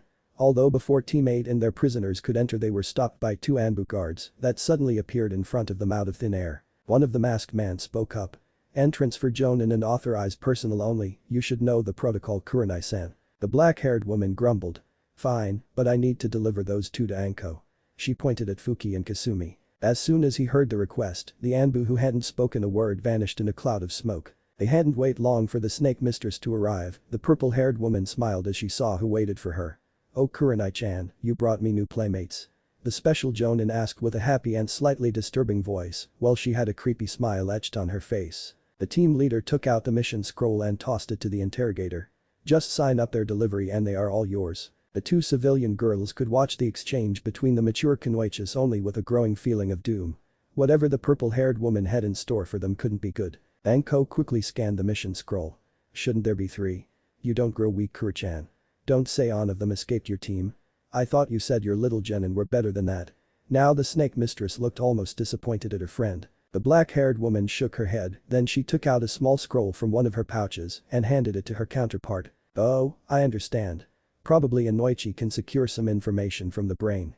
Anything else you need?" spoke Anko as she put the scroll with Ami's dead body away. "In fact, there is really something I wanted to ask you."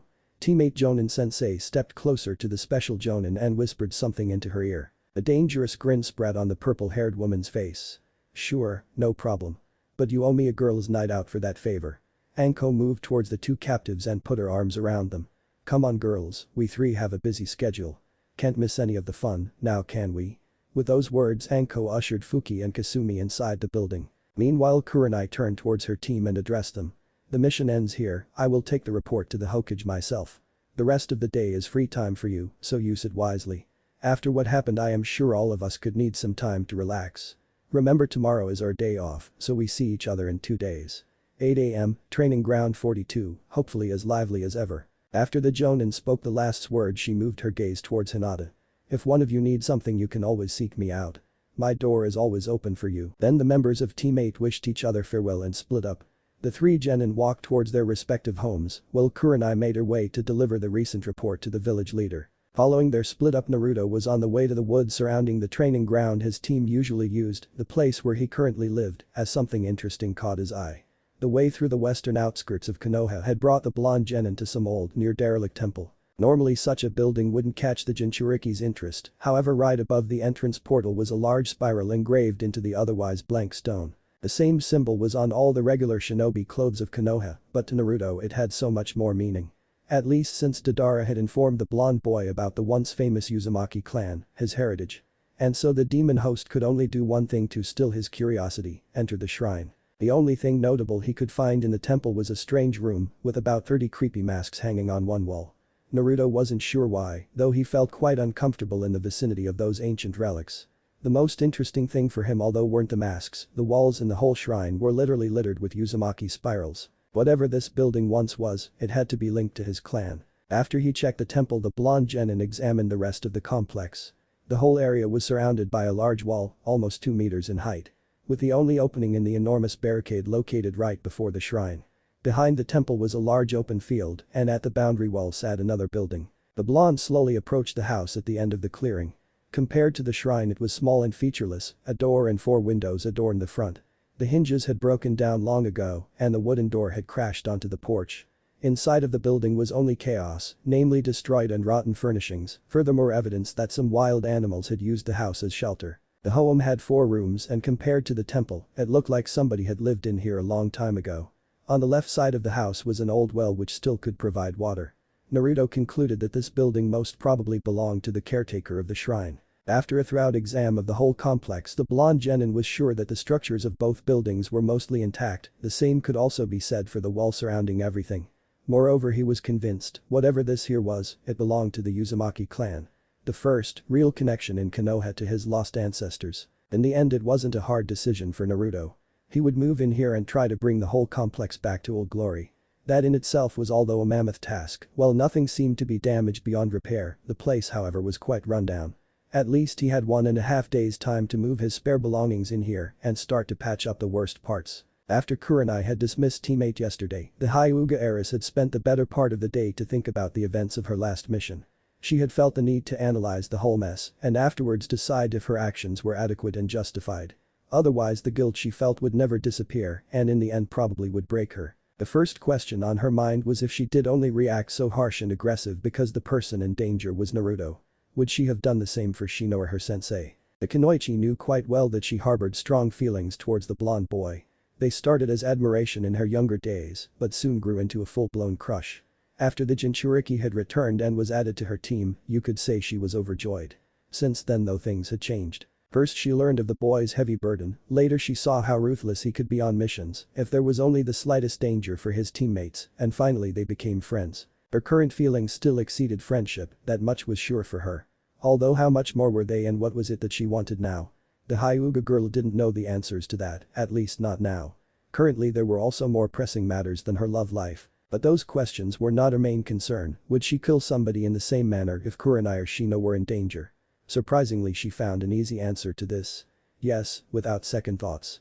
Shino, much like Naruto, had become her friend, in fact those two were probably her only real friends. Furthermore, Hinata had known Kurenai for a long time now, the woman had taken care of her even before she became her sensei. After she had confirmed for herself that she would have done the same for any one of her team, there was still another question to answer. Was it necessary to go for a killing blow? The Hyuga girl replayed the situation countless times in her mind. Naruto bending down towards the fallen enemy, then Ami taking the kunai from underneath her and lunging forward, and finally the last part, she herself slamming her Juken-empowered palm into Ami's chest to stop the attack. The strike would have hit Naruto straight into his torso, probably right through his intestines. Depending on how deep the kunai would have been driven into the blonde, the attack could have been deadly. Alone at this thought, Hinata shuddered. She couldn't say for sure if Ami had aimed to kill her teammate, however it was at least a possibility. After spending hours with the whole dilemma, the brunette was almost certain that she had reacted in the right way. There were still some hints of doubt, but those wouldn't go away so fast anyway. Knowing that she had done what was necessary brought some closure though. The remaining guilt and uneasiness would hopefully dwindle over the next days and weeks. Even if she did everything right, such feelings can't be washed away completely in just a few hours. With all those new knowledge, the second night of sleep after killing Ami was at least a bit better than her first. While she was still plagued by a few gruesome nightmares and woke up several times due to them, the girl got in more hours of the much-needed rest than the day before.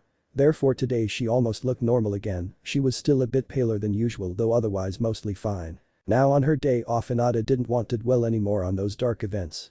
So she decided to spend most of the free time alone in one of the Hyuga dojos in the clan compound, working on some gentle fist katas. It was almost midday as a branch member entered said training place. The man bowed before the young female and then spoke. Hiashi-sama requested your presence in his study room, Hinata-sama. The brunette hurried back into her own room and shed the sweat-drenched training clothes for some fresh ones. It would be insulting if she let the head of the Hyuga clan wait for too long, so the brunette was in quite the hurry. A few minutes later the heiress entered her father's study room almost out of breath, but she quickly composed herself. As soon as the girl had set even one foot into the room, the stern eyes of Hiashi Hyuga bore into her. Sometimes you would think those cold, pupil-less orbs could stare directly into your soul, dissect your very core, and read all your deepest secrets like an open book. Once Hinata had seen the strong gaze of her father on her, she lowered her own eyes towards the ground. Furthermore, the girl had a hard time to suppress herself from starting to fidget or doing any other of her usual nervous habits. Why, you wanted to see me, T2-san. Indeed, today I was informed of your last mission. Hiashi created a small pause before he resumed to talk. Your action surprised me greatly, daughter. Did I do something wrong? The young Kunoichi wasn't sure what she could expect from her father. He had deemed her a disappointment and failure long ago. Nowadays the clan leader would spend his days with politics and training his younger daughter, mostly avoiding Hinata, like she didn't even exist. Hardly, for the first time in years I must say no. Was the reply the meek girl got. My opinion on you was that you wouldn't be cut out to be a useful ninja, you were always too kind-hearted and weak. However, it seems I was at least partially wrong with my assessment. While your opponent wasn't worthy of anyone who would call himself a shinobi nor a real Hyuga, your actions still show that you probably possess some potential. Hinata was growing more and more flabbergasted during her father's speech. Well, for anybody else the whole tirade would sound downgrading, for the girl it was almost like praise. Hiashi Hyuga really thought his eldest daughter had done something right. She could see that he clearly wasn't impressed by her deeds, only greatly surprised, still that was something new for her. Probably one day you will be worthy of the name Hyuga and will bring honor to the clan. The clan head lowered his gaze towards some papers on his desk and started to scribble. This would be everything, you can go now to continue with your training. On her way back to the training ground, the young heiress was in deep thought.